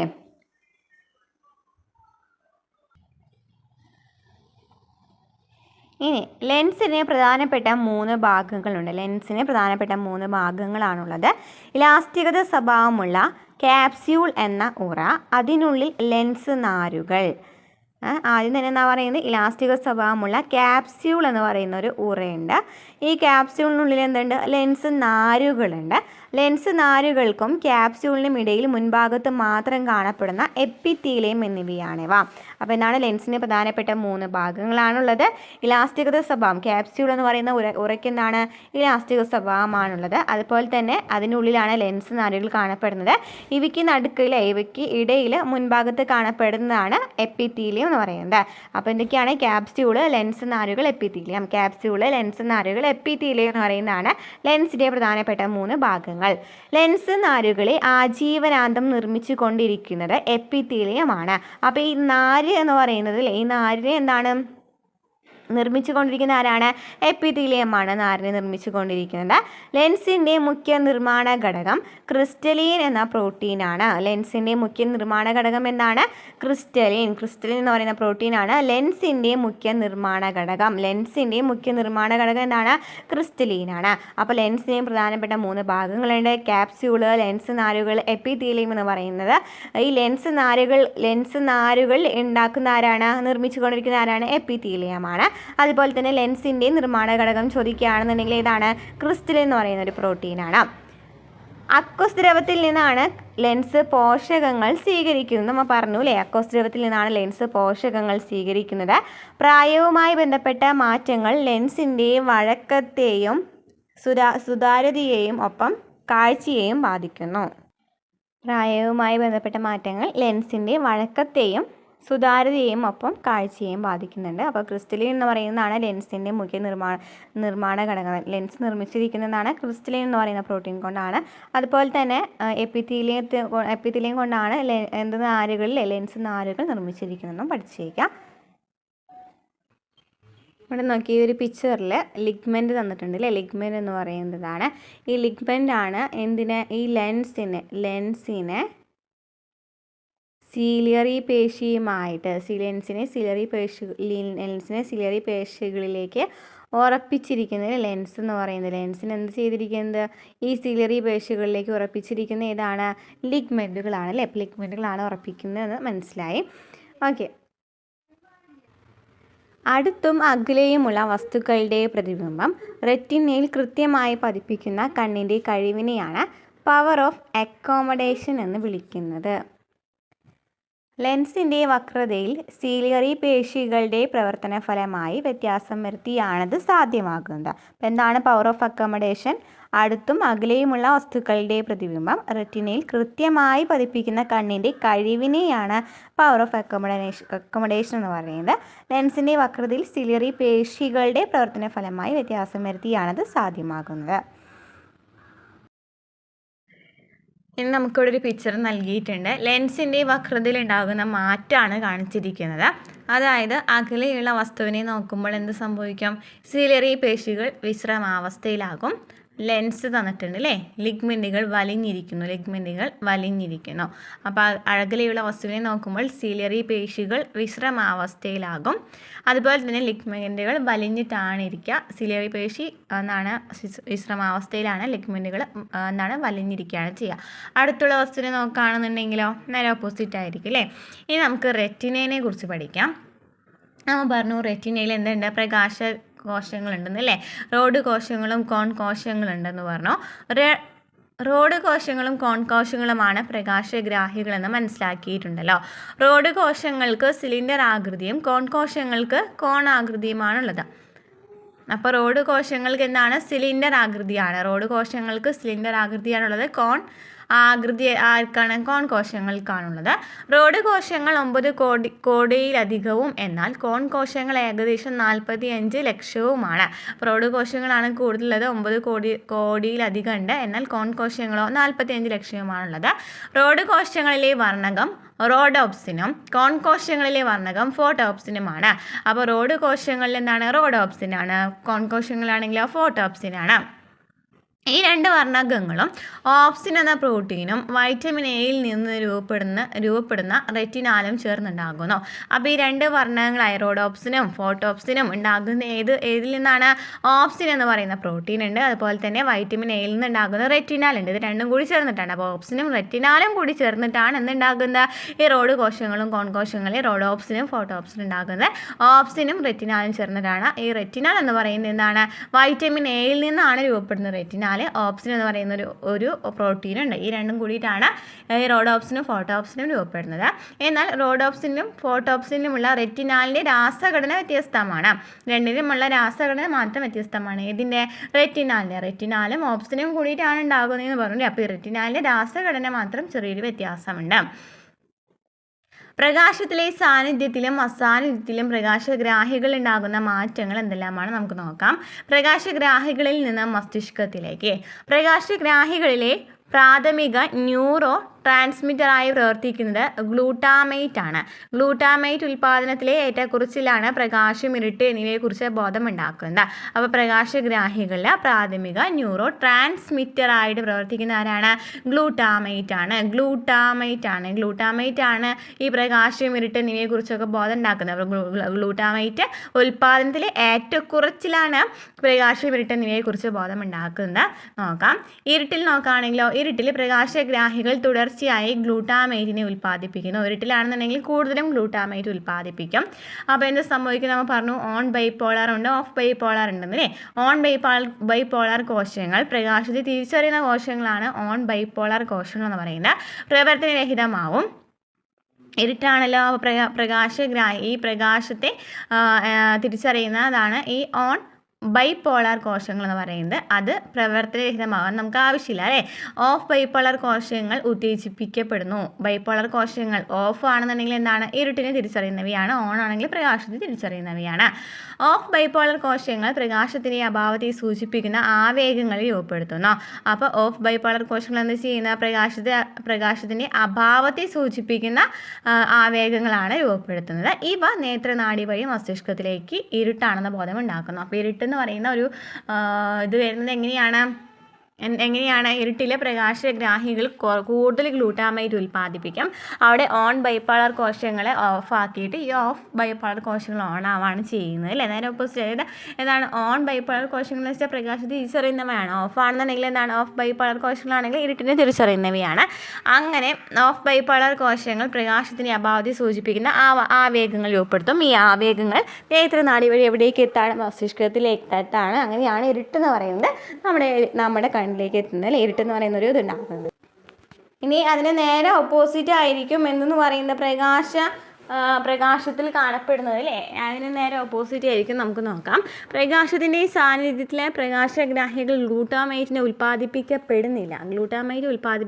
പ്രകാശത്തിൻ്റെ സാന്നിധ്യത്തിൽ ഗ്ലൂട്ടാമൈറ്റ് ഉൽപ്പാദിപ്പിക്കപ്പെടുന്നില്ല. നമ്മൾ പറഞ്ഞു ഗ്ലൂട്ടാമൈറ്റ് എന്ന് പറയുന്നത് എന്താണ്, പ്രകാശം ഇരുട്ട് എന്നിവയെക്കുറിച്ച് ബോധം ഉണ്ടാക്കുന്നതാണ് ഗ്ലൂട്ടാമൈറ്റ് എന്ന് പറയുന്നത് അല്ലേ. ഗ്ലൂട്ടാമൈറ്റിൽ ഏറ്റക്കുറച്ചിൽ എന്ന് പറയുന്നത്. അപ്പോൾ പ്രകാശത്തിൻ്റെ സാന്നിധ്യത്തിൽ പ്രകാശഗ്രാഹികൾ ഗ്ലൂട്ടാമൈറ്റിനെ ഉൽപ്പാദിപ്പിക്കില്ല. അവിടെ എന്തായിരിക്കും, അപ്പോൾ ഓണാണ് ഓഫാണ് ഉണ്ടാവുക, ഓണല്ല ഉണ്ടാവുക. ഓൺ ബൈപോളാർ കോശങ്ങൾ സജീവമാകും. ഓഫ് ബൈപോളാർ കോശങ്ങൾ പ്രവർത്തനരഹിതമാവുകയും ചെയ്യുന്നു. ഓൺ ബൈപോളാർ കോശങ്ങൾ പ്രകാശത്തിൻ്റെ സാന്നിധ്യത്തെ സൂചിപ്പിക്കുന്ന ആവേഗങ്ങൾ രൂപപ്പെടുത്തും. ഈ ആവേഗങ്ങൾ നേത്രനാഡി വഴി മസ്തിഷ്കത്തിലെത്തി കാഴ്ച എന്ന അനുഭവം ഉണ്ടാക്കുന്നു. മനസ്സിലായല്ലോ, ക്ലിയർ ആയെന്ന് വിചാരിക്കുന്നു. ജസ്റ്റ് ഒന്ന് മനസ്സിലാക്കി വായിക്കുകയാണെന്നുണ്ടെങ്കിൽ അത് കിട്ടും അല്ലേ. ഇനി നമുക്ക് വർണ്ണക്കാഴ്ചയിലേക്ക് പോകാം. റെറ്റിനയിൽ പ്രാഥമിക വർണ്ണങ്ങളെ തിരിച്ചറിയാനായി 3 തരം കോശങ്ങളുണ്ട്. പ്രാഥമിക വർണ്ണങ്ങൾ ഏതൊക്കെയാണ്, RGB ആണ് അല്ലേ. RGB ഈ മൂന്ന് നിറങ്ങളും തിരിച്ചറിയുന്നതിന് വേണ്ടി എന്തുണ്ട്, 3 തരം കോശങ്ങളാണുള്ളത്. എസ് കോണുകൾ ഹ്രസ്വതരംഗ ദൈർഘ്യത്തിലും. എന്താണ് എസ് കോൺ എന്ന് പറയുന്നത്, എസ് കോണാണ് ഒന്നാമത്തത്. എസ് കോൺ എന്ന് പറയുന്നത് എന്താണ്, ഹ്രസ്വമാണ് അല്ലേ.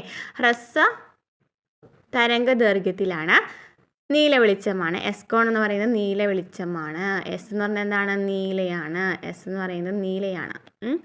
ഇനിയും എന്താണ് പറയുന്നത്, എസ് എന്ന് പറയുന്നത് പറഞ്ഞു എ കോണുകൾ ഇടത്തരം തരംഗ ദൈർഘ്യത്തിലും. ഇടത്തരമാണ് എം കോണുകൾ എന്ന് പറയുന്നത് പച്ച വെളിച്ചത്തിലാണ്. പച്ച വെളിച്ചമാണെങ്കിൽ എന്താണ് ഗ്രീൻ ആണെന്നുണ്ടെങ്കിൽ എന്താണ്, ഏത് കോണാണ് പറഞ്ഞു, എം ആണ് അല്ലേ. എം മറ്റേതാണെന്നുണ്ടെങ്കിൽ നമ്മൾ എസ് എന്ന് പറഞ്ഞ എസ് എം ഐ അല്ലേ. ഇനി എന്താണ്, ദീർഘതരംഗ ദൈർഘ്യത്തിലും എൽ കോണുകൾ ദീർഘതരംഗ ദൈർഘ്യത്തിലും ചുവന്ന വെളിച്ചമായിരിക്കും. ചുവന്ന വെളിച്ചമാണെന്നുണ്ടെങ്കിൽ എന്താണ്, എല്ലാണ്. അപ്പോൾ എന്തായി, SML അല്ലേ, LMS അല്ലേ. RGB LMS എന്ന് പഠിച്ചു വയ്ക്കുക. അപ്പോൾ R എന്ന് വെച്ചാൽ റെഡാണ്, ചുവപ്പാണെന്നുണ്ടെങ്കിൽ എന്താണ്, എല്ലാണ് അല്ലേ. എൽ കോണുകൾ എന്നാണ് പറയുന്നത്. പിന്നെ ഈ എൽ കോണുകൾ എന്ന് പറയുന്നത് ദീർഘതരംഗ ദൈർഘ്യമാണ്. എം ആണെന്നുണ്ടെങ്കിലോ അല്ലെങ്കിൽ ഗ്രീൻ ആണെന്നുണ്ടെങ്കിൽ ഇടത്തരമാണ്. ബ്ലൂ ആണെന്നുണ്ടെങ്കിൽ ഹ്രസ്വതരംഗ ദൈർഘ്യമാണ്. ഓക്കെ, നന്നായി സംവേദനത്വം കാണിക്കുന്നു. പ്രകാശത്തിൻ്റെ തീവ്രതയെയും തരംഗ ദൈർഘ്യത്തെയും ആശ്രയിച്ച് വർണ്ണപ്രകാശം പതിക്കുമ്പോൾ 3 ഇനം കോശങ്ങളും പല അനുപാതത്തിൽ ഉദ്ദീപിക്കപ്പെടുന്നതിനാലാണ് വർണ്ണക്കാഴ്ച സാധ്യമാകുന്നത്. പ്രകാശത്തിൻ്റെ തീവ്രതയെയും തരംഗ ദൈർഘ്യത്തിനെയും ആശ്രയിച്ച് വർണ്ണപ്രകാശം പതിക്കുമ്പോൾ 3 ഇനം കോശങ്ങളും പല അനുപാതത്തിലാണ് ഉദ്ദീപിക്കപ്പെടുന്നത്. അതിനാലാണ് ഈ വർണ്ണക്കാഴ്ച സാധ്യമാകുന്നത്. ചുവപ്പ് പച്ച കോണുകൾ ഒരുമിച്ച് ഉദ്ദീപിക്കപ്പെടുമ്പോൾ മഞ്ഞ നിറത്തെക്കുറിച്ച് ധാരണ ലഭിക്കുന്നു. 3 തരം കോണുകളുടെയും ഉത്തേജനം വെളുത്ത പ്രകാശത്തെ അനുഭവവേദ്യമാക്കുന്നു. അവിടെ പറയുന്നത് ചുവപ്പ് പച്ച കോണുകൾ ഒരുമിച്ച് ഉദ്ദീപിക്കപ്പെടുമ്പോൾ എന്താണ്, മഞ്ഞ നിറമാണ് കിട്ടുന്നത് അല്ലേ. RGB ഒക്കെ നമ്മൾ ഫിസിക്സിൽ പഠിച്ചിട്ടുള്ളതല്ലേ. RGB എന്ന് പറയുമ്പോൾ ചുവപ്പും പച്ചയും ആണെന്നുണ്ടെങ്കിൽ YCM ഇങ്ങനെയല്ലേ വരാ, വച്ചെന്താ അത് തോന്നുന്നു, ഒന്ന് ക്ലിയർ ചെയ്തോളൂ കേട്ടോ. അപ്പം 3 തരം കോണുകളുടെയും ഉത്തേജനാണെന്നുണ്ടെങ്കിൽ വെളുത്ത പ്രകാശമാണ് ലഭിക്കുന്നത്. 3 തരം കോണുകൾ ഒരുമിച്ചാണെന്നുണ്ടെങ്കിൽ RGB ആണെന്നുണ്ടെങ്കിൽ 3 കൂടി ആണെന്നുണ്ടെങ്കിൽ എന്താണ്, വെള്ളയാണ് ലഭിക്കുന്നതെന്ന് പറഞ്ഞു. ചുവപ്പ് പച്ചയാണെന്നുണ്ടെങ്കിലോ മഞ്ഞയാണ്.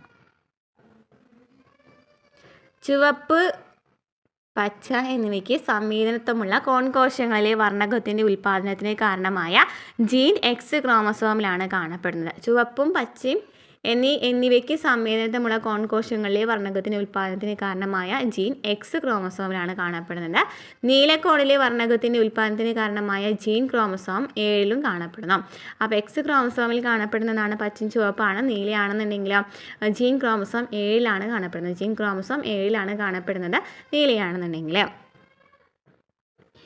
ഇനി 2 കണ്ണുകളിലും രൂപപ്പെടുന്ന ആ പ്രതിബിംബത്തെ സംബന്ധിക്കുന്ന ആവേഗങ്ങൾ നേത്രനാടി വഴി തലച്ചോറിലെ കാഴ്ചയുടെ കേന്ദ്രത്തിലെത്തും. നമ്മൾ പറഞ്ഞു അല്ലേ, നേരെ ആവേഗങ്ങൾ തലച്ചോറിലേക്ക് എത്തുന്നു എന്ന് പറഞ്ഞു. അപ്പോൾ ആ ഒരു ഭാഗത്ത് എന്താണ് സംഭവിക്കുന്നത് നമുക്ക് നോക്കാം.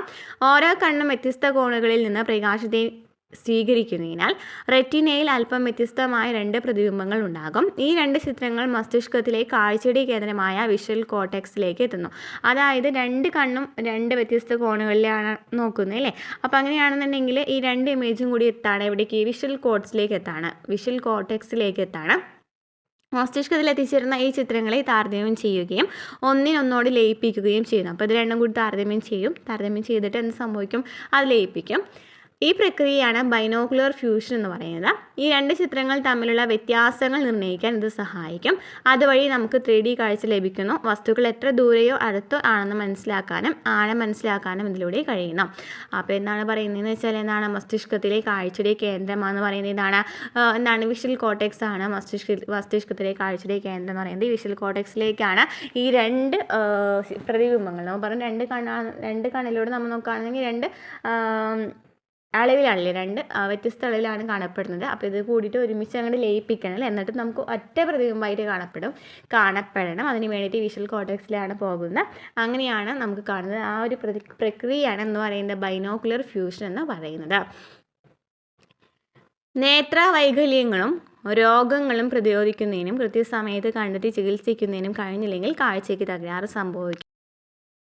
ചില നേത്രരോഗങ്ങളും വൈകല്യങ്ങളുടെയും കാരണങ്ങളും ചികിത്സാ രീതികളും ചുവടെ പട്ടികപ്പെടുത്തിയിരിക്കുന്നത് വിശകലനം ചെയ്യുമോ നമുക്ക് നോക്കാം. നേത്രരോഗങ്ങൾ, വൈകല്യങ്ങൾ. ഹ്രസ്വദൃഷ്ടിയാണെന്നുണ്ടെങ്കിൽ എന്താണ്? ദൈർഘ്യമുള്ള നേത്രഗോളമായിരിക്കും. ഹ്രസ്വദൃഷ്ടിയാണെങ്കിൽ ദൈർഘ്യമുള്ള നേത്രഗോളമായിരിക്കും. ചികിത്സ എന്താണ്? കോൺകേവ് ലെൻസ് ഉള്ള കണ്ണട അല്ലെങ്കിൽ കോണ്ടാക്ട് ലെൻസ്. സർജറിയും ഇതിന് ചികിത്സയാണ് ഹ്രസ്വദൃഷ്ടിക്ക്. അപ്പോൾ കോൺകേവ് ലെൻസാണ് ഹ്രസ്വദൃഷ്ടിക്ക് ഉപയോഗിക്കുന്നത്. പഠിച്ചിരിക്കുക, ഇമ്പോർട്ടൻ്റ് ആണ്. കോൺകേവ് ലെൻസാണ് ഹ്രസ്വദൃഷ്ടിക്ക് ഉപയോഗിക്കുന്നത്. ഇനി കോണ്ടാക്ട് ലെൻസ് ഉപയോഗിക്കാം. അതുപോലെ തന്നെ സർജറിയും. നെക്സ്റ്റ് എന്താണ്? ദീർഘദൃഷ്ടിയാണെന്നുണ്ടെങ്കിൽ എന്തായിരിക്കും? നേത്രഗോളം എന്ന് പറയുന്നതായിരിക്കും സ്മോൾ ആയിരിക്കും. ഇവിടെ ദൈർഘ്യമാണെന്നാണ് തന്നിട്ടുള്ളത്. അപ്പോൾ നമുക്കിവിടെ എന്തായിരിക്കും? സ്മോൾ ആയിരിക്കും. ചികിത്സ എന്തായിരിക്കും? കോൺവെക്സ്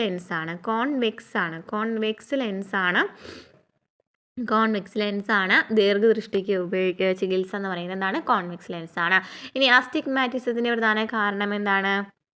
അപ്പം ഇവിടെ ദൈർഘ്യമുള്ള നേത്രഗോളമാണ് ഹ്രസ്വദൃഷ്ടിക്കെങ്കിൽ, ദീർഘദൃഷ്ടിക്കാണെന്നുണ്ടെങ്കിൽ എന്തായിരിക്കും? ഷോർട്ടായിട്ടുള്ള നേത്രഗോളമായിരിക്കും. അതുപോലെ തന്നെ അസ്റ്റിഗ്മാറ്റിസിൽ നമ്മൾ പറഞ്ഞത്, അസ്റ്റിഗ്മാറ്റിസം എന്ന് പറയുന്നത് ഇതിൻ്റെ പ്രധാനപ്പെട്ട കാരണം എന്ന് വെച്ചാൽ ഈ ലെൻസ് അല്ലെങ്കിൽ കോർണിയയിൽ ഉണ്ടാകുന്ന ഷേപ്പിലെ വ്യത്യാസമല്ലേ, ഈ ഷേപ്പിലെ വ്യത്യാസമാണ് അസ്റ്റിഗ്മാറ്റിസത്തിന് കാരണമാക്കുന്നത്.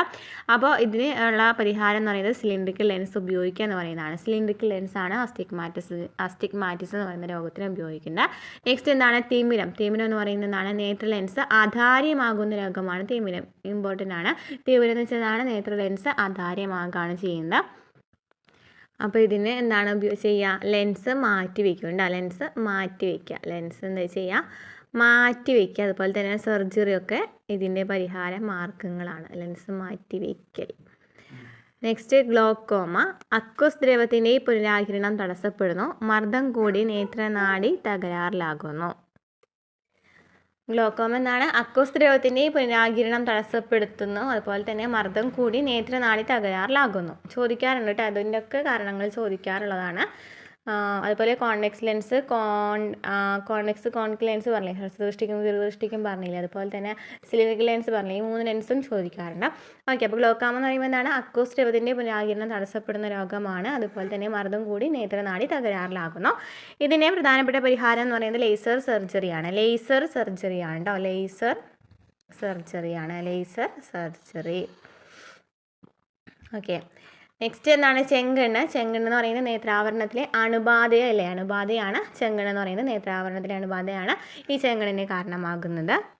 ഇനി ചെങ്കണ്ണിൻ്റെ പരിഹാരമാർഗ്ഗം എന്താണ്? ആൻറ്റിബയോട്ടിക്സ് കഴിക്കുകയാണല്ലേ ചെയ്യുക, ആൻറ്റിബയോട്ടിക്സ്. ഇനി ഡയബറ്റിക് റെറ്റിനോപ്പതി, പ്രമേഹം നിയന്ത്രണ വിധേയമല്ലാത്ത അവസ്ഥയാണ് എന്ന് പറയുന്നത് ഡയബറ്റിക് റെറ്റിനോപ്പതി എന്ന് പറയുന്നത്. അപ്പം ലേസർ ട്രീറ്റ്മെൻറ്റ് ചെയ്യാം, അതുപോലെ തന്നെ സർജറി ചെയ്യാം, അതുപോലെ തന്നെ എന്താണ് ഈ ഡയബറ്റിക്കുമായി ബന്ധപ്പെട്ടുള്ള കാര്യങ്ങളൊക്കെ ഇതിന് പരിഹാര മാർഗ്ഗമായിട്ട് ചെയ്യാവുന്നതാണ്. ഈ നിശാന്തത എന്ന് വെച്ചാൽ എന്താണ്? വൈറ്റമിൻ എയുടെ അഭാവം കൊണ്ടുണ്ടാകുന്ന രോഗമാണ് നിശാന്തത. വൈറ്റമിൻ എ ഉള്ള ഫുഡ് കഴിക്കുക എന്ന് പറയുന്നതാണ് ഇതിൻ്റെ പരിഹാര മാർഗ്ഗം. വൈറ്റമിൻ എ ഉള്ള ഫുഡ് കഴിക്കുക.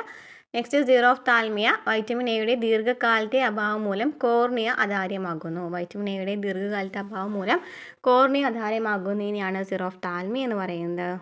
വൈറ്റമിൻ എ ഉള്ള ഫുഡ് കഴിക്കുക എന്ന് പറയുന്നതാണ് ഇതിൻ്റെ പരിഹാര മാർഗ്ഗം എന്ന് പറയുന്നത്. അപ്പോൾ പഠിച്ചല്ലോ അല്ലേ? ഹ്രസ്വദൃഷ്ടി എന്ന് വെച്ചാൽ എന്താണ്? കോൺവെക്സ് ലെൻസ് ഉപയോഗിക്കുക. ദീർഘദൃഷ്ടിയാണെങ്കിൽ കോൺകേവ് ലെൻസ് ആണ് ഹ്രസ്വദൃഷ്ടിക്ക് ഉപയോഗിക്കേണ്ടത്. ദൈർഘ്യമുള്ള നേത്രഗോളായിരിക്കും. ദീർഘദൃഷ്ടിയാണെങ്കിൽ ഷോർട്ടാണ്. കോൺവെക്സ് ലെൻസ് ആണ് ഉപയോഗിക്കുക. അസ്റ്റിഗ്മാറ്റിസ് ആണെങ്കിലോ സിലിണ്ടറിക് ലെൻസ് ആണ് ഉപയോഗിക്കുക. തിമിരം നേത്ര ലെൻസ് അധാര്യമാകുന്ന രോഗമാണ്. ഇതൊക്കെ പഠിച്ചു വയ്ക്കുക കേട്ടോ. ഇനി 2024 ലോക കാഴ്ച ദിനത്തെക്കുറിച്ച് പറയുന്നുണ്ട്. ഒക്ടോബർ മാസത്തിലെ 2ാമത്തെ വ്യാഴാഴ്ചയാണ് ലോക കാഴ്ച ദിനമായിട്ട് ആചരിക്കുന്നത്. ഒക്ടോബർ മാസത്തിലെ 2ാമത്തെ വ്യാഴാഴ്ചയാണ് ലോക കാഴ്ച ദിനമായിട്ട് ആചരിക്കുന്നത്. നേത്രാരോഗ്യ സംരക്ഷണത്തിനുള്ള അവബോധം വളർത്തുന്നതിനാണ് ലോകാരോഗ്യ സംഘടനയും അന്തർദേശീയ അന്ധത തടയൽ ഏജൻസിയും ഈ ദിനം ആചരിക്കാൻ ആഹ്വാനം ചെയ്തത്. അപ്പോൾ എന്നാണ് ഒക്ടോബർ മാസത്തിലെ 2ാമത്തെ വ്യാഴാഴ്ച. കുട്ടികളുടെ കാഴ്ച സംരക്ഷിക്കുന്നതിനായി സ്ക്രീൻ ഉപയോഗ സമയം കുറയ്ക്കുക, പതിവ് കാഴ്ച പരിശോധനകൾ പ്രോത്സാഹിപ്പിക്കുക എന്നിവയും ഇതിൽ ഉൾപ്പെടുന്നു. 14 ഭാഷകളിൽ ലഭ്യമായ ഒരു സൗജന്യ ആപ്ലിക്കേഷനായ WHO ഐസ് 8 വയസ്സും അതിന് മുകളിലും പ്രായമുള്ളവർക്കായി വീട്ടിൽ വെച്ച് തന്നെ കാഴ്ച പരിശോധന സാധ്യമാക്കുന്നു.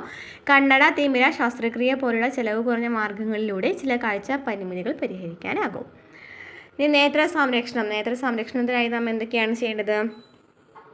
കണ്ണുകൾ കൂടെ ശുദ്ധജലം ഉപയോഗിച്ച് കഴുകുക, വൈറ്റമിൻ എ സമ്പുഷ്ടമായ ഭക്ഷണം കഴിക്കുക. ഇനി നേത്രദാനം മഹാദാനാണ് അല്ലേ? മരണശേഷം കണ്ണുകൾ ദാനം ചെയ്താൽ കാഴ്ചയില്ലാത്ത 2 പേർക്ക് കാഴ്ച ലഭിക്കും. കോർണിയയാണ് ശസ്ത്രക്രിയയിലൂടെ മാറ്റി വയ്ക്കുന്നത്. കോർണിയയുടെ തകരാറ് മൂലം കാഴ്ചശക്തി നഷ്ടപ്പെട്ടവർക്കാണ് ഇതിൻ്റെ പ്രയോജനം ലഭിക്കുന്നത്. കണ്ണുകളെ സംരക്ഷിക്കാനുള്ള ജീവിതചര്യകൾ സ്വീകരിക്കാനും നേത്രദാനത്തിന് അനുഗുണമായ മനോഭാവം രൂപപ്പെടുത്താനും നാം ഓരോരുത്തരും ബാധ്യസ്ഥരാണ്. ഇനി ലോകാരോഗ്യ സംഘടന പറയുന്നത് നമുക്ക് നോക്കാം. 5 വയസ്സിൽ താഴെയുള്ള കുട്ടികൾ ഡിജിറ്റൽ ഉപകരണങ്ങളിൽ 1 മണിക്കൂറോ അതിൽ കുറവോ മാത്രമേ ചെലവഴിക്കാവൂ. 1 വയസ്സിൽ താഴെയുള്ളവർ ഇത്തരം ഉപകരണങ്ങൾ ഉപയോഗിക്കരുതെന്ന് പറയുന്നുണ്ട്.